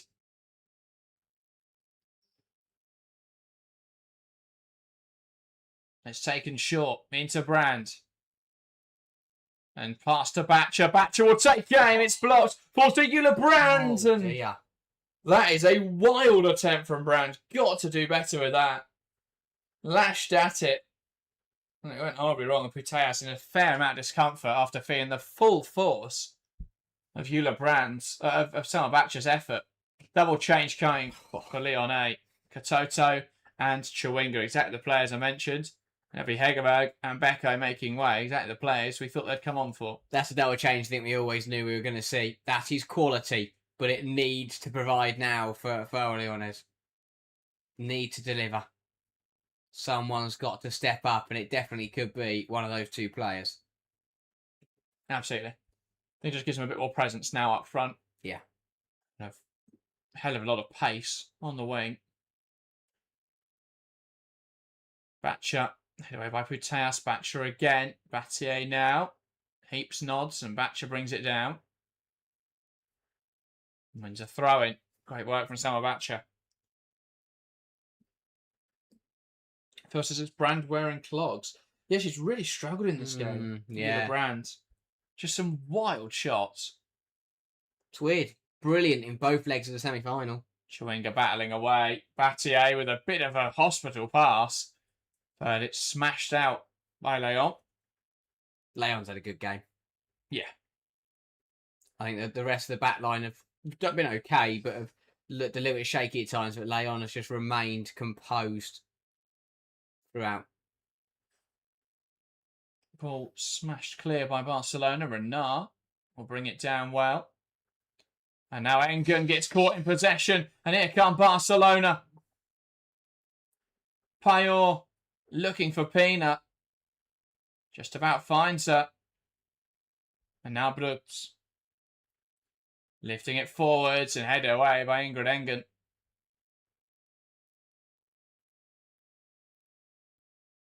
Here is Battier. Now Paraluelo. Just to come inside. It's one back in there by Dumoulin. Putellas is late in the challenge. Commits the foul. Yeah, good from Dumoulin. She knows exactly what's going to happen there. Just flicks it around the corner and wins a side of free kick. Knows the contact's coming. Yes, poor from Putellas. Yeah. First one in to receive a yellow card, which I think she's pretty unfortunate. I think it's very much a case of the next one, isn't it? But I mean, that is a yellow card offence, but there were ones in the first half that weren't given. Yeah. I mean, Pale did exactly the same thing. That should have been a yellow card either way, shouldn't it? Johannes just took Seriordi out on the halfway line, and that was allowed to slide. But yeah. And well, Lyonnais need a goal. What they don't need is Aitana Bonmati coming on for Barcelona. But that is exactly what's happening. Paredes just about deals with that. Into the hands of Catacol. It's absurd, isn't it? Just the thought of being 1-0 down in the Champions League final and you turn to the opposition bench and Aitana Bonmati is readying, is coming on. Yeah. Here is Battier. Guiado. Paraluelo touches it into Putellas. Engen clears it away. Now Payor. Johannes with the intensity. Guiado clears it away well. And now Putellas passes it back to Battier. Putellas again, looking to lift it over the top and will find Ona Battier high up the pitch now. Who can she find with the pass? Lays it off, looking for Pina. Pina should have touched it on there to Bruggs. Eventually passes to Bruggs. Plays it across the box. Touched on. Paraluelo shoots on own. Payor latches it home. And Barcelona double their advantage. Lyonnais just don't deal with it. And Barcelona made a mess of it initially, but recovered well. And Eva Payor finishes it excellently. It's not been a vintage Barcelona performance, but in 2 moments they've sprung forwards excellently and fully capitalised on Lyonnais mistakes. Brilliant from Barcelona. And Lyon, they just do not react. Don't react at all. They come again and they've caught them high up the pitch. They haven't got as many numbers back as they'd like. Pina messed it up initially, and it's a bit of fortune. The pass from Bruggs isn't great. Pina just manages to flick it on. Paraluelo keeps it alive. Somehow keeps it alive at the back post. It'd be tight as to whether she was offside up against Ingrid Engen. And then just squares it to Payor, who has the easy job of firing it into an empty net. I think Pere Romeu is onside. What is Renard doing? Don't know. Renard just gets caught ball watching and doesn't get back into a position. Massive moment. Payet at the double. And well, Barcelona are in complete control of the final now. Yeah, not sure how they're in this position. It's not been an incredible performance, but Eva Payet, who missed and snatched at chances in the first half, has been clinical in the second half. Barcelona, 2 shots on target, 2 goals. Wow. I mean, wow. But that's what happens when you've got elite footballers on the pitch. All you've got to do is create 2 chances, you take them both. And at the other end, Catakol has probably done more, or as much as Payet, to win this game for Barcelona as it stands. Some phenomenal saves. And that's the difference. That's been a big difference, isn't it? The 2 players we highlighted as problems for Lyonnais after mistakes early in the tournament, in Engen and Endler, have made mistakes again in this game. Yeah. And have cost them. While Catakol was unflappable and Pere Romeu had a good game. Yeah. And here comes Aitana Bonmati. Clara Serigode making way. Aitana Bonmati on for Barcelona. Well, this would be something incredible now from OL Lyonnes to pull this back. And I think they'll be a little bit like Barcelona were last year's final. I think OL Lyonnes will be sat there thinking, how are we in this position? Yeah, it's just they've not been good enough in the final third. No. They've not been creative enough. They've not done enough to get Dumoulin into this game. I mean, yeah, all the touch in the opposition box, all the dominance in the opposition half, they haven't got shots away enough. Yeah. When they have done, they've tested Catakol brilliantly. She's made some big saves to keep Barcelona in this game, but they've not done enough. And that's what this final's going to come down to. Who could be more clinical? Dumoulin, combative in her approach, and that's a little bit lucky in there for Battier. Don't think there's too much wrong with what Dumoulin did there. That's Lyon, sorry. My complaint was that she does seem to have a cut there above her eye. It's just that's a fair call. It is the elbow. It looked like they just collided. It's the elbow of Dumoulin coming down there. There's not much she can do about it. Doesn't intend it. Yeah. Just catching Lyon. Yeah, nothing sinister in it. It's not like a elbow. She has with Bert. It's just catch her with a trailing arm as she's coming down. My frustration was the fact that Katoto still got caught offside, despite the fact she had the time to stand there and watch Dumoulin jump and head the ball. But yeah, into the book though goes Dumoulin, and hopefully Lyon's all right. But they are in a brilliant position now, Barcelona. Brilliant position. They've just got to see this home. Yeah, and it all comes back to this first goal for Eva Payet. I think Endler and Engen have both got to do better on that one. And for this second one, I don't know how Barcelona get away with this. They made a mess of it initially. And Payet just isolated in the middle of the box there. Renard was ball watching.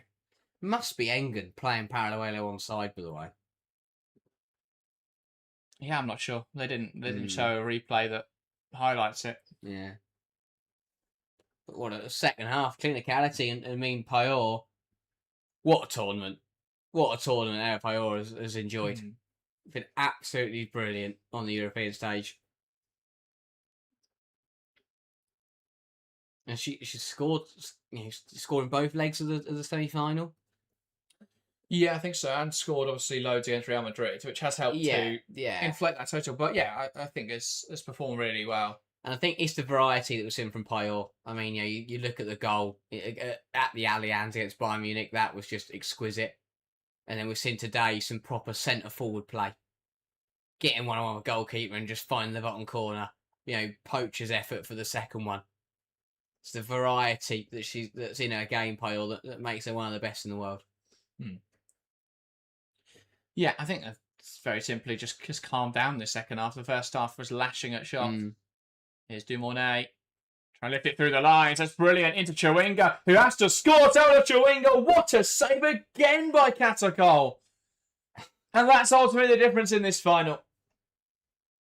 Lyonnais have not taken their one-on-ones, and Catakol has been Absolutely unbeatable. It's another really good start. I think Chewinga's got to do better. Tries to slot it through her legs. I think she's just got to smash it past her.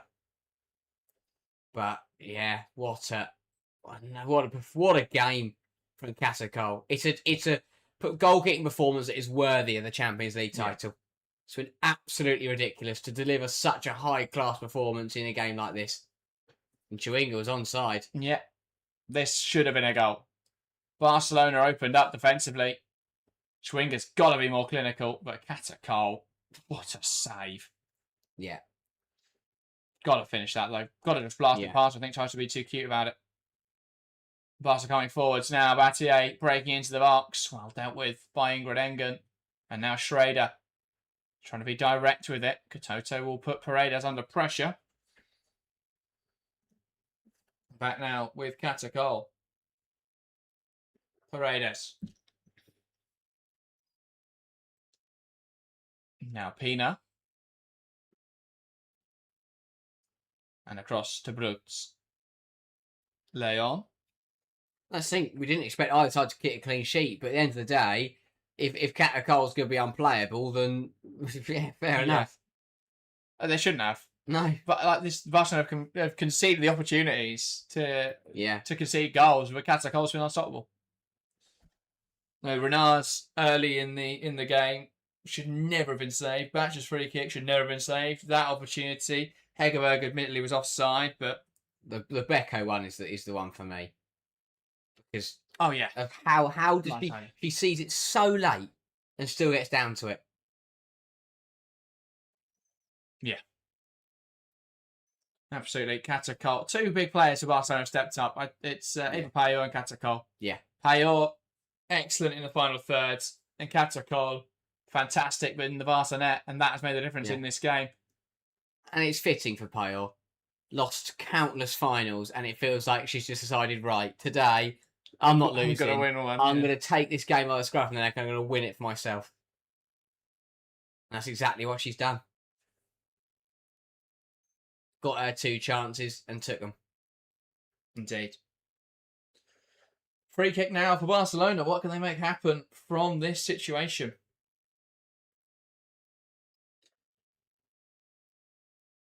Pina runs over the ball. Lyon will lift it in there, head away.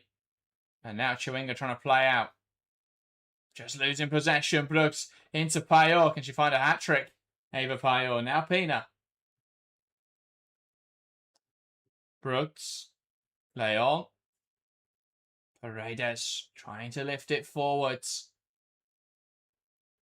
Brooks. Now Melchi Dumornay. Lawrence trying to send it up the line. Flicked on there by Guiado. Brooks. And here is Eva Payot.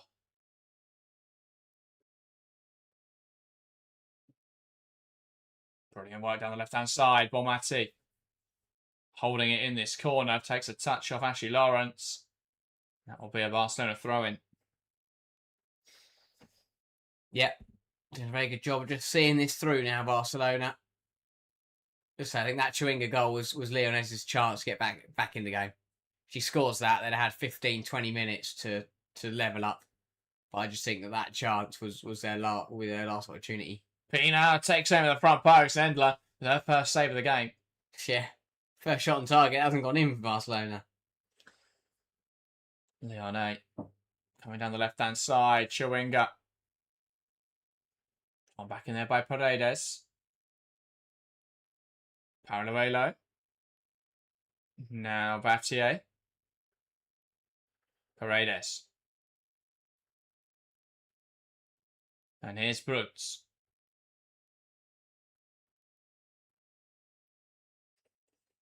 Renard. Can she find the forward pass? Knocks it wide. Into Eula Brand. Brand lifts in there looking to Chewinga at the back post. It's headed away by under Battier. And out for a Lyonnais throw. If they're going to find a way back into this game, they need a goal now. Lyonnais. 10 minutes plus additional to play. Batcher. Dumornay. Now Renard. Here's Engen, steps up well with the ball, and then this places the pass, but Schreier does well to win it back. Batcher brought down by Paulo, free kick to OL Lyonnes. Yeah, they need a goal in the next couple of minutes to really stand any chance of turning this around. As I say, I still think that Chewinga opportunity was the deciding one. Yeah.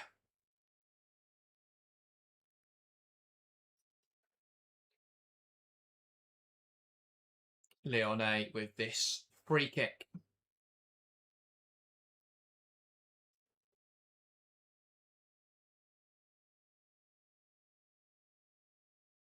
Headed away well by Brooks and flicked away by Pina. And now Bonmati is breaking away with the ball.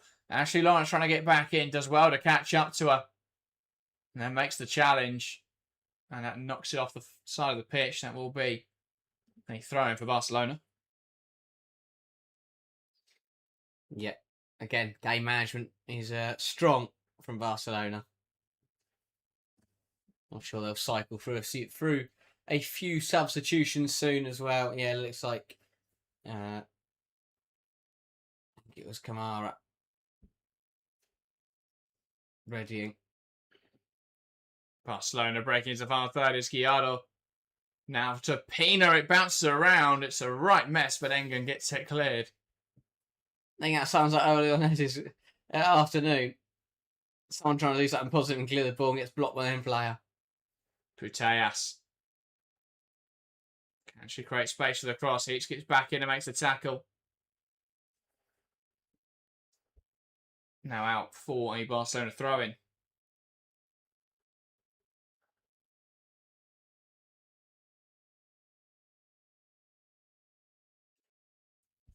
Brooks. Pina. Brooks.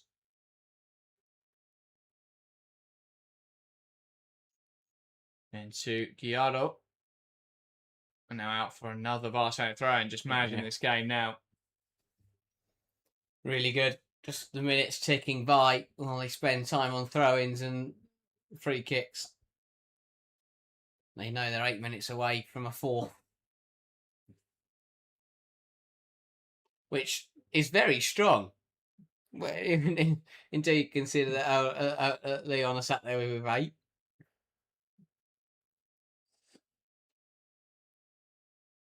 Bonmati. Now to Mapeleon. Brooks lifts it forwards to Pina. Pina cutting inside because you get the shot away. It's cleared away brilliantly by Batcher. And now Katoto picks up on the loose ball. Trying to carry it forwards. Brooks brings her down. But yeah, I think Barcelona have used fouls really well in this game as well, just to break any sort of momentum that Lyonnais try and muster up.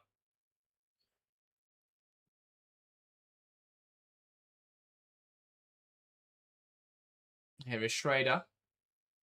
Now to the right-hand side with Dumournet.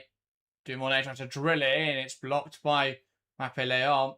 She clears it away and takes a touch off Brand on the way through, and that's out for a Barcelona throw-in. Hasn't really been able to get involved, Mochi Dumournet. I think that is a massive. It's been a big problem for Lyonnais. I think she's popped up and had some bright moments, but you know, Dumournet is one of those players that could completely turn a game around, and I don't think that she's been on it today. No, I don't think she's had a particularly good game. I also don't think Lyonnais have platformed her particularly well either. No. To be fair. Now, Barcelona cycling through the subs as you would expect. Yeah. That is Kika Nazareth and Aicha Kamada. Not sure what's going on here. They made an absolute mess of the subs. I think they might have changed it because Pina went down, but is she all right now? Don't know. So that will be Esme Brooks making way, and that will be a slightly more defensive back four then, as they just look to see out this game. And Kika Nazareth coming on as well.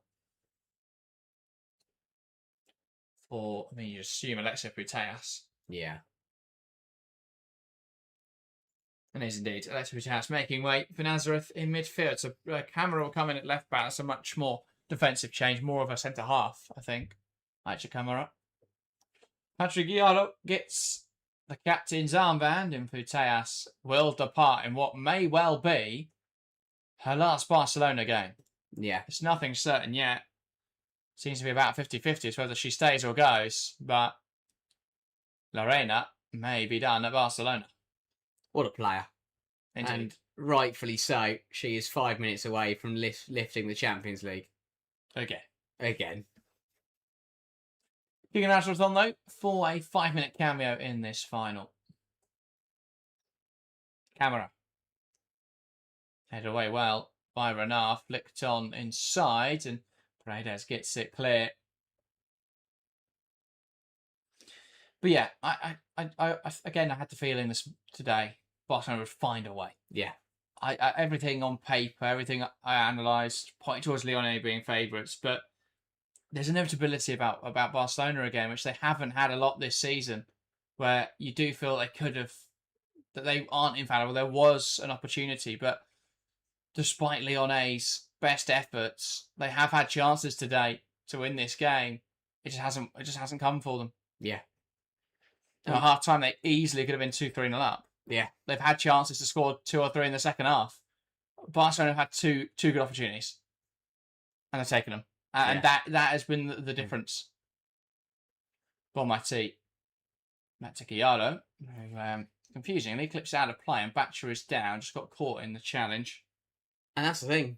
You know, that's what makes them serial winners. And that's not the bit that I question. You know, we know Barcelona have got it in their locker to create 2 chances, take them both and win a final. And no, they know that it can happen. It's the fact that OL Lyonnes have dropped the ball. They've, you know, very unlike them to not take their chances and to not punish teams in the Champions League final. Yeah, absolutely. Chewinga. Inside to Heaps. And now Katoto. It's got to be a bit of a dry spell for Lyon. Well, it is a dry spell for Lyon. Yeah. Opportunity now as Barcelona break down the right-hand side. Hansen. Now to Paraluelo. Bormati. Paraluelo. And Bruggs. Abache, sorry. Don't know how I got those two mixed up. First of all in the box. Playing well by Endler. Bounce headed on. Into Chewinga to go look to take on Lyon. And she'll get around her. Chewinga squares the ball, but Camera's going to get there and clears it away. That's another good chance. They just didn't quite finish off. Shot now from range. And, well, that'd have been glorious if it had pulled off. But Corbin Schrader quite wide of the mark. Yeah, not a terrible effort from Schrader, but another half chance coming and going for Lyonnais. I think Chewinga did everything right. I'm not really sure where Brand's going with this run.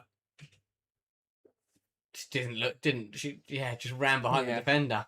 Not really sure why. And yeah, Schrader, I mean, not a bad effort from deep from Schrader, but well wide in the end.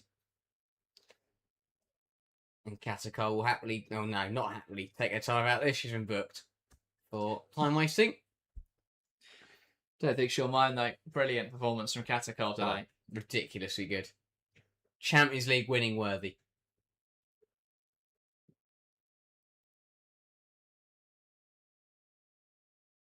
That ball out of play for Barcelona throw.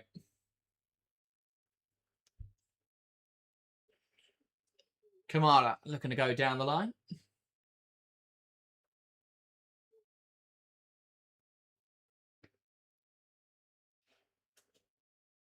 Pina holds it up well. That's a good challenge from Dumonet into aggressive. Guijardo did well to draw the foul. Free kick for Barcelona. Joe says, unpopular opinion, teams like Barcelona and Lyon keep winning in Champions League because they don't have the kind of local competition that other teams have. As Vladislav says, that's not an unpopular opinion. Yeah, absolutely, that helps. Yeah. The fact that both these sides can play their second string in the league and they'll win it comfortably absolutely helps. I mean, Barcelona, what was it? I think that Barcelona had won the league and Lyonnais had confirmed top spot in the playoff bit for the French league before the semi-finals even took place. Oh, what a goal for Paraluelo. Well, we were talking about other things, but Sao Paraluelo wraps it up.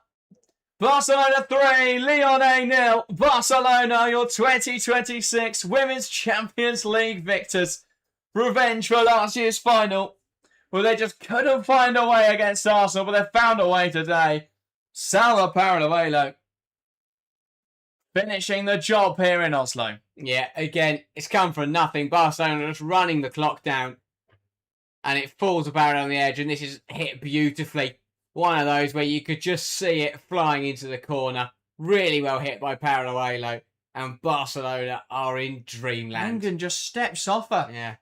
Oh, that is criminal from Ingrid Engen. She's on the back of Paralluelo and steps back off of her. And just gives her the space. Great finish from Paralluelo. But completely uncontested in the end. It's awful. Awful for Ingrid Engen. Yeah. Who's had a poor final. Not much Endler can do about this one. Oh, that is brilliant finish from Paralluelo. And it's Barcelona 3. OL Lyonnes 0. They're home and dry now. Don't interrupt the time wasting. Back in the winner's circle on the European stage. Oh, and they had 2 minutes.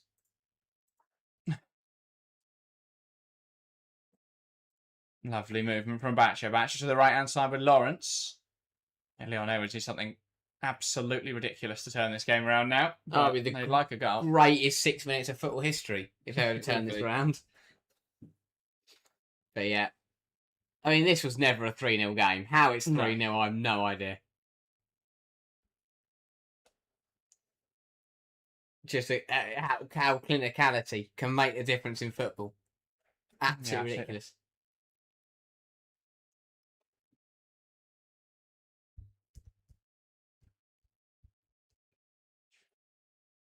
Ball sent forwards, flicked on. And then flicked out of play by Paralluelo.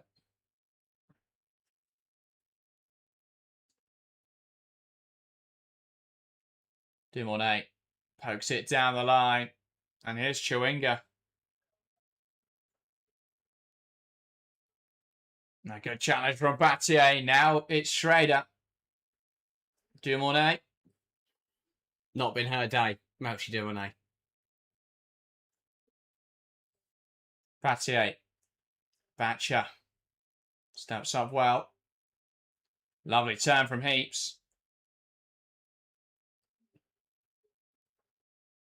Pulling from Lawrence, his head away. And now Barcelona coming forwards. Payor, as they'll look to finish the job across the Paralluelo. 1-on-1 with Endler and tucks it home. It's 4-0 Barcelona. This is an embarrassment now. Lyonnais have switched off. Barcelona are running riot. This is never a 4-0 game. And Lyonnais will be embarrassed they've allowed it to become one. Barcelona 4, Lyonnais 0. Wow. Where has this come from? So they've gone for the game, Lyonnais, and they've been completely torn apart, completely opened up. And Paralluelo has a brace to add to Payor's brace. But where on earth did this come from at half-time? 0-0, OL Lyonnais, the better side in the first 45 minutes. And 45 minutes later, and they are 4-0 down. Just ridiculous. And again here, OL Lyonnais just opened up defensively. And Paralluelo slotting it past Endler. I don't know what to say. I've never seen anything like it. I've never seen a side, look the better team in a final for 50 minutes and then end up losing it 4-0. Yeah. I've never seen it before. Yeah. It's ridiculous. They've been so just ridiculously clinical. 5 shots on target, 4 goals. It's absolutely unheard of. I'm lost for words, really. Yeah. Heaps. Engen out to Batcher. All back down to 5. We have no idea when this game is going to end. They keep adding and taking away minutes from the additional time. Maybe they'll play to 7, but they weren't supposed to tell anyone that.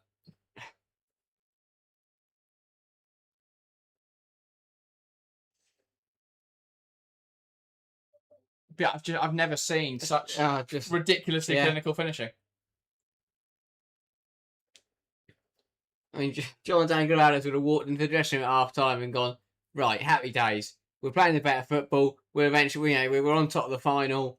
We've got this, and he's now 4-0 down. I mean, how do you prepare for that? Great intensity from Lindsay Heaps, who I think, to be fair, has had a good game. And that is the full-time whistle here in Oslo. Barcelona 4, OL Lyonnes 0. A completely unexpected scoreline. Barcelona had a 2 at the end to make it look even more comprehensive. But Lyonnes must be wondering how on earth that's happened. Barcelona are your 2026 Women's Champions League winners. Congratulations to FC Barcelona. They may not have been the best side at every moment in this game, but they took their chances.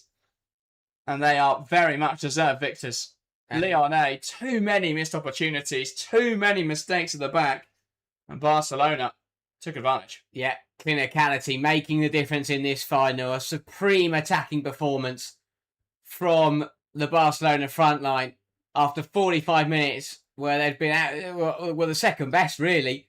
OL Lyonnes thought they had control of the final, but from absolutely nowhere, Barcelona come out and stun them. 4 goals. 4 goals in the space of 38 minutes in a Champions League final is ridiculous. And, well, Barcelona have their hands back on the Champions League, making up for last year. Disappointment for OL Lyonnes. They will be wondering how on earth they've not only lost the final, but been battered in this final, because it was never a 4-0 game. But full credit to Barcelona for killing it off, and for Lyonnes and Giraldez. Well, I'm sure they are standing around with a lot of questions. Yeah, I mean, the answers are pretty simple. They didn't take their opportunities, and again, defensive mistakes cost them. As soon as that first goal went in, they pushed higher up the pitch to try and get a goal back. It left more space in behind them, and Barcelona fully exploited that. But yeah, they didn't take their chance. They had the opportunities very early in this game, up until about the 60th minute. They then concede that goal. It's 55 minutes Payol's got. Yeah. And that changed the game. Absolutely ridiculous game of football. 4 goals in the last 40 minutes of the match. It just completely fell apart, Lyonnes. They had to commit to the game, but it allowed Barcelona to take full advantage, and they took their opportunities incredibly. Yeah. I mean, ridiculous shots to goal ratio. 5 shots on target, 4 goals. Is utterly absurd. That's ridiculous. Utterly absurd. Wow. But it comes down to the chances they got, right? They got the chances one-on-one with the goalkeeper because Lyonnes had to push high. It certainly went a 4-0 game. The 2 goals at the end should never have been conceded. Yeah. I think 2-0 would have been a fair result based on the chances that were there. But yeah, Lyon, what a different game this could have been. Lyonnes had the chance early in the game. They really should have been 2-0 up at half-time. They didn't take those chances, though, and it came back to bite them. Yeah, catacol. That's all I can say. Just a ridiculous performance. You know, to play the way she did in any game with it, was do it at a Champions League final, is just absurd. Some of the saves she pulled off were out of this world. Ridiculous performance from Catacol. And at the end of the day, that won it for it. I know they've won 4-0, so Pitt probably won't realise it. But for me, that won her side the game. Because if she doesn't make the saves in the first half, they're 2-0 down at half time, and it's a completely different game. Yeah, no, absolutely. There's so many saves throughout this game that were utterly ridiculous. Denying Chewinga one-on-one, denying Beko, completely blindsided to that opportunity. Yeah, simply put, turned up today. Catacol made the biggest of differences, and Eva Payol as well. You know, I mean, a lot of people say Paraluela had an incredible impact on the game. She scored 2 goals when Lyon's defence had completely given up. Great finishes, don't get me wrong, but didn't have a huge impact on this game. But yeah, took their chances. That made the difference. Yeah. I mean, Payol, credit to her. Hasn't, what a way to kind of win your first Champions League, because you're the leader in that. 2 real taken goals, and deservedly will finally get her Champions League winners medal. Phil says goalkeeper Barca, defence Barca, midfield Lyon, forwards Barca. I don't think Barca's defence is anything particularly special though. The goalkeeper was absolutely incredible, but they still gave away some pretty decent chances. Yeah, but it was a difference in mentality. They sat very deep, and yeah, if Lyon took their chances, I don't think we'd be saying in the same way. But Lyon's attack was so poor today. Yeah, so many opportunities they just didn't take, and that has to be questioned. Yeah. why they didn't take those opportunities. I mean, there's no doubt Gianni was a big loss, but that isn't the sole reason they didn't find a way in this final. Makate Nicole was absolutely fantastic in this game. I think that's quite fitting that Payol and Katakol celebrating together. They were the two that won this game for Barcelona. Absolutely. Both different ends of the pitch, but completely made a difference.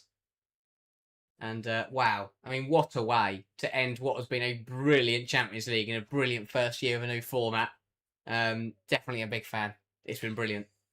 Yeah, I think the new format has been an improvement. I think we saw some fantastic games in the group stage. I think hopefully we'll see similar next season. And yeah, I think, I mean, it's where do Lyonnais and Kane go from here? How much money do they have to spend this summer to fix that defence? Yeah, I wonder how Kang's do. I saw she was sat next to Sefrin in the boxes. So I'd love to know what they're conjuring up together. But yeah, whatever, it's going to be terrible. How many more players can OL Lyonnes buy until they eventually win the Champions League again? But yeah, today the star-studded and big money signings let them down, especially in the final third.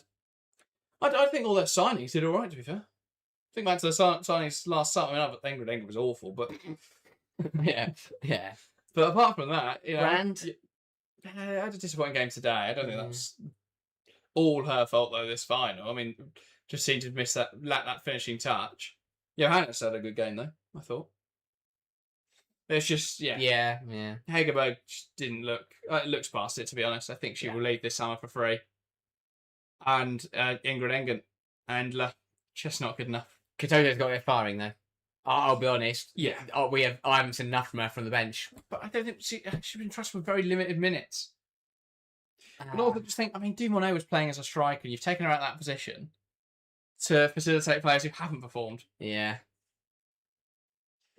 But yeah. Very intrigued to see where they go next year. How much money will they spend this summer? That's the big question. And for being Barcelona, what position are they in? What happens now? I think the summer's a bit of an unknown for them. Yeah, I mean, they could end up losing. It depends how many they lose, doesn't it? Yeah. Because I think the Academy's done a great job of plugging the gaps they lost. But if those gaps continue, eventually, I think they'll have a problem. Yeah. Which is the kind of thing we thought may be an issue. This season, it turns out it hasn't, because the Academy players have done enough to step up. But if they lose Leon, Putellas, as rumoured, Battier, Hansen as well, potentially, that's a lot to lose in one summer. So I think potentially the goalpost shift. But they will rejoice at the moment. And who knows what the future holds for a lot of those players. But it will free up a lot of the wage bill for them to be able to go out and get new signings. It's just who they can attract. They don't have anything to really go and make transfers. And also, who's going to get that wage bill? Will it be the women's team, or will it be shipped off to the various people at Barcelona? But it makes a small dent though in the Barcelona thing. It'll be more. Yeah. I mean, Putellas is the second highest earner in world football behind Aitana Bonmatí. Yeah. So if they do move her on, they're going to have a bit of wage budget to play with. Yeah. Be very interesting what they look like in a couple of months when we come back around to do it all again. But right now, they can enjoy what was another Champions League another Champions title. 4 now. Halfway to halfway. I think it just shows how dominant Lyon were in this competition, right? Yeah. But I think that it both had some wobbles along the way, but I think it was a fitting final. 4-0 doesn't do it justice, but overall I think it was a final that we always expected to get.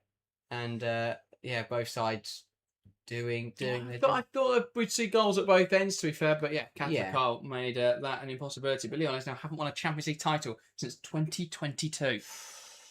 That's a drought. Yeah, that is a drought for Lyonnais. Yeah, 4 years. Before 4 finals, they haven't won. But yeah, that is hard. Moon Trip says, if I told you 5 years ago Lyon could lose 4-0 in the final, would you guys believe it? If you told me 90 minutes ago that Lyonnais... If you told me 45 years ago that Lyonnais would lose this final 4-0, I wouldn't believe you. Yeah. Again, it's 4-0 isn't a fair reflection of how this game went, of how this game played. But, yeah, it's absolutely ridiculous that this game was a 4-0. I still don't know how it's 4. I don't know how it's 4-0. I just don't know how. Just kept pushing higher to try and get back into the game, and it just left more space and behind. Wow. Barcelona, 4th Women's Champions League title. Pere Romeu's got his first. Yeah, I mean, I saw a few comments popping up, which were like, "Oh, the apprentice gets the better of the master." I don't know how much involvement Romeu had today. I don't think he necessarily got the setup right, but yeah, Barcelona's players made the difference in my opinion. Yeah. But there we go. He'll be happy. Yeah, he'll keep the Barcelona board happy. Put it that way. Jeff says, how can any WSL team challenge Barcelona and Lyon given how competitive the WSL is getting? I can't see it. Well, that's why we didn't see any team get really close to them for a decade, right? And Arsenal had, obviously, the UWCL success last season. A lot of that is attributed to the fact they were absolutely nowhere in the league. Yeah. So they could rest their players in the same way that Barcelona and Lyon do. But while Barcelona and Lyon would win their league games while playing their second team, Arsenal lost all their games at the end of last season, which a team that's competed for the WSL title couldn't do. Yeah. I do wonder if the expansion next season, bringing in obviously 2 more teams, may help clubs sort of decide the title earlier. If you've got, I mean, it depends how competitive those sides are, but Birmingham are going to come in and spend. Palace, you think, will have learnt from the last time they were in the league, and they'll spend. And then you've got the midfield fight. Mid-table fight this season was already incredibly strong. How much stronger is it going to get next season? Yeah, exactly. Yeah, it's... Blastav says we're already at a real danger of the women's game turning into the men's game where the Premier League dominates everything. I think that is the way it's going, yeah, again, because there is the money there is the investment, there is the interest. I think that the RFEF are kind of killing. Is it RFEF or are they just the referees? But they're kind of killing the women's game in Spain to the point where Liga F is pretty unwatchable. Because you could say who at the start of the season who's going to win the league with absolutely no shadow of a doubt. Yeah. And then Michel Kang's making the French league impossible for anyone else to compete. Yeah. Because no one can invest that kind of money. And what's the point in trying to invest money when you know you're never going to reach the summit, really? But yeah, I think it'll be interesting to see how it pans out.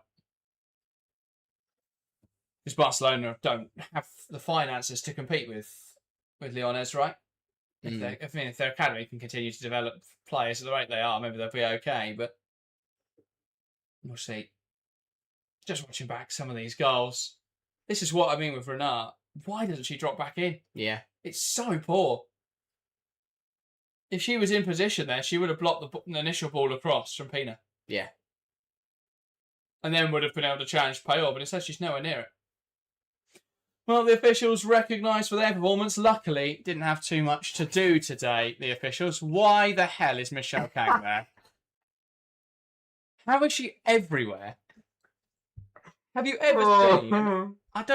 maybe it always happens. I've never noticed it because you don't usually know the owners. I've never seen an owner stood presenting the awards. Well, the Arsenal owner weren't there last year, was he?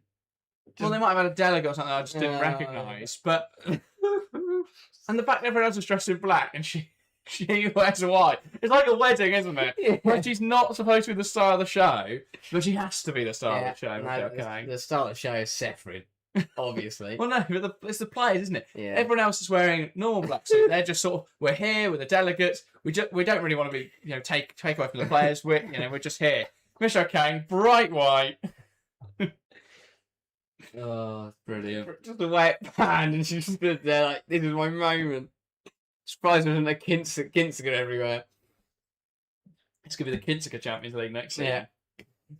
It's just brilliant. But no, good to see Seferin and obviously Nadine Kessler there as well. The heads of UEFA for the men's and the women's game. And then some other bloke who's probably important. Maybe. Is he as important as Michel Kang, though? Who knows? But yeah, Lyonnes could get their runners-up medals. This will hurt for certain players more than others. Wendy Renard can go home and cry into her other Champions League medals. So I think she'll be all right. But especially for the younger ones or players that's joined, that will be a frustrating one. Michelle Kang is still there. I thought she might have gone, but no. Vladislav says it's like Nasser El Khalifi being there for the men. Yeah. Yeah. Apparently, one of the other Barca, it's the Barca interim president, is also there. Okay. Laporta is in the ground, is in the stadium, but yeah, isn't on the. Oh, he couldn't be bothered to get up there, could he? Too far from the walk. But that's the thing, everyone else sends a delegate, but she has to be there. She can't just send her right hand. Well, that's why she does it, right? Yeah.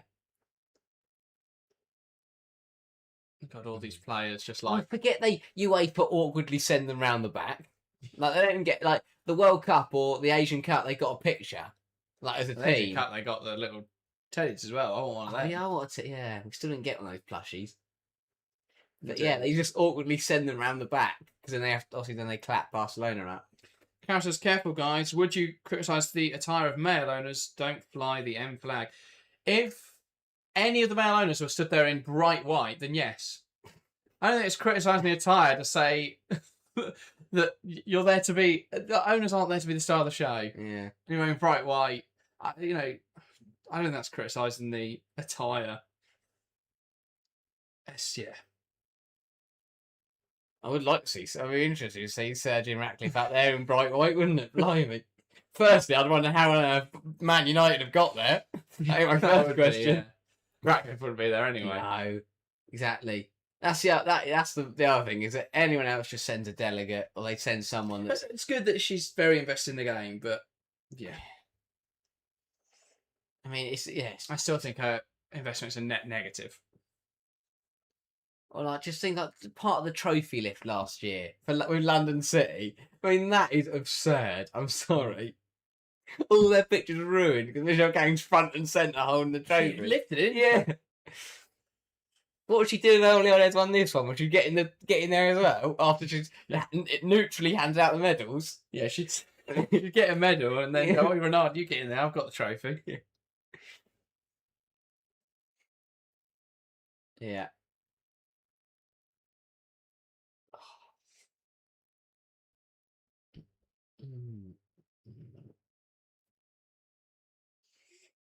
And was going to support a team who was owned by Abramovich. She was a personality all over the media a few years ago. Abramovich was never a media personality. Like I don't think he was a great person, but Abramovich was never front and centre of everything. Well, that doesn't mean we can't criticise other owners. Yeah. Like,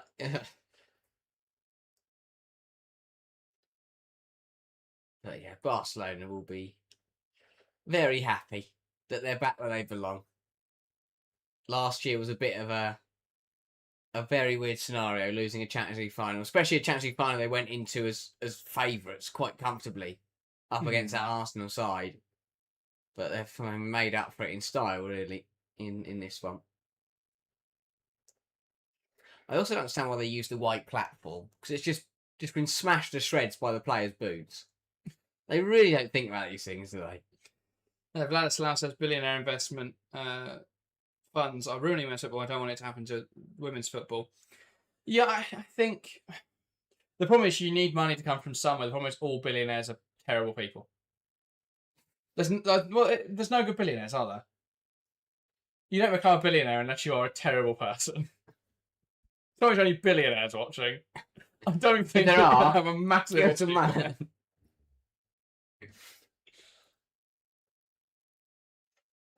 But Alexia Putellas does eventually claim the Women's Champions League trophy, and she is emotional. Very much points towards a goodbye. I have to Got say. emotional in her last game at the new camp, and that is a very emotional... I mean, I know she's on the Champions League, but that is a... for a player who's won it before. But I noticed the players that were crying, Lyon and Putellas. With Marta Torreon lifts the trophy, and Barcelona are champions of Europe once again. Incredible success for FC Barcelona Femení, a fourth Champions League title. And Barcelona will celebrate long into the night another Champions League title, making up for last year where they lost to Arsenal. That is crazy. They lost to Arsenal. They lost to Arsenal. This is I'm a billionaire if I convert to Vietnamese money. Yeah, true. Yeah, we're all rich if we think about it that way. Yeah, nice moment as well. Likes of Graham Hansen on home soil to bring over the Champions League. I love that the confetti has just sent everything into an absolute mess. Yeah. I always love a bit of confetti on camera. Yeah. Mixed with the ribbons that no one likes, they just get in the way. Well, a lot of Chelsea players like the ribbons. They'll end up collecting them. They do that. Collect them up. True. There we go. And now the UEFA delegates are here. Sure. Stepping onto the picture of the trophy.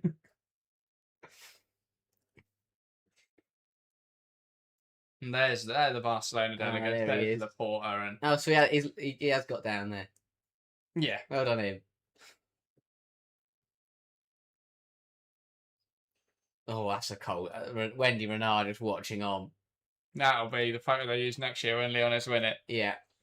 Because they sign Matthew Lyon and Katakol and Let's Puteas. Yeah. Wow. I can't believe the Champions League's already done. Feels like last week. I can't believe the season's over. Yeah. I simultaneously can't believe the season's gone on so long. No, in my head, last week we were sitting down to watch match week 1. For the Champions League? Yeah.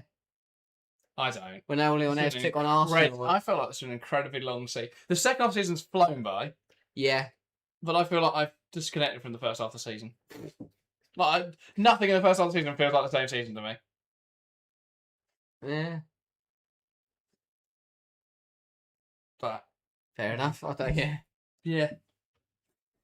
Anyway, the season is done. We've got a week left until the FA Cup final next Sunday. Make sure to join us live for that. Manchester City taking on Brighton. Can we see a win for football again? Will Brighton win the Women's FA Cup? That would be something pretty special. We're back with analysis of this game and a preview for the FA Cup coming in the week, so look out for those. And we may be live for the World Sevens, probably not, we might be. If there's loads of interest and it's not on YouTube, we may well be live. We'll see how that one goes. But yeah, still not 100% sure on that one either way. Other than that, FA Cup final next Sunday. We've then got the international qualifiers, Spain versus England. If England win that game, they will confirm qualification for the World Cup pretty much. So that will puts us in a fantastic position. That, though, is everything for us today. Thank you guys very much for watching. Fantastic to see the support on the channel this season. We'll be back for more in 26-27. That, though, is everything. Thank you guys very much for watching, and we'll see you next time.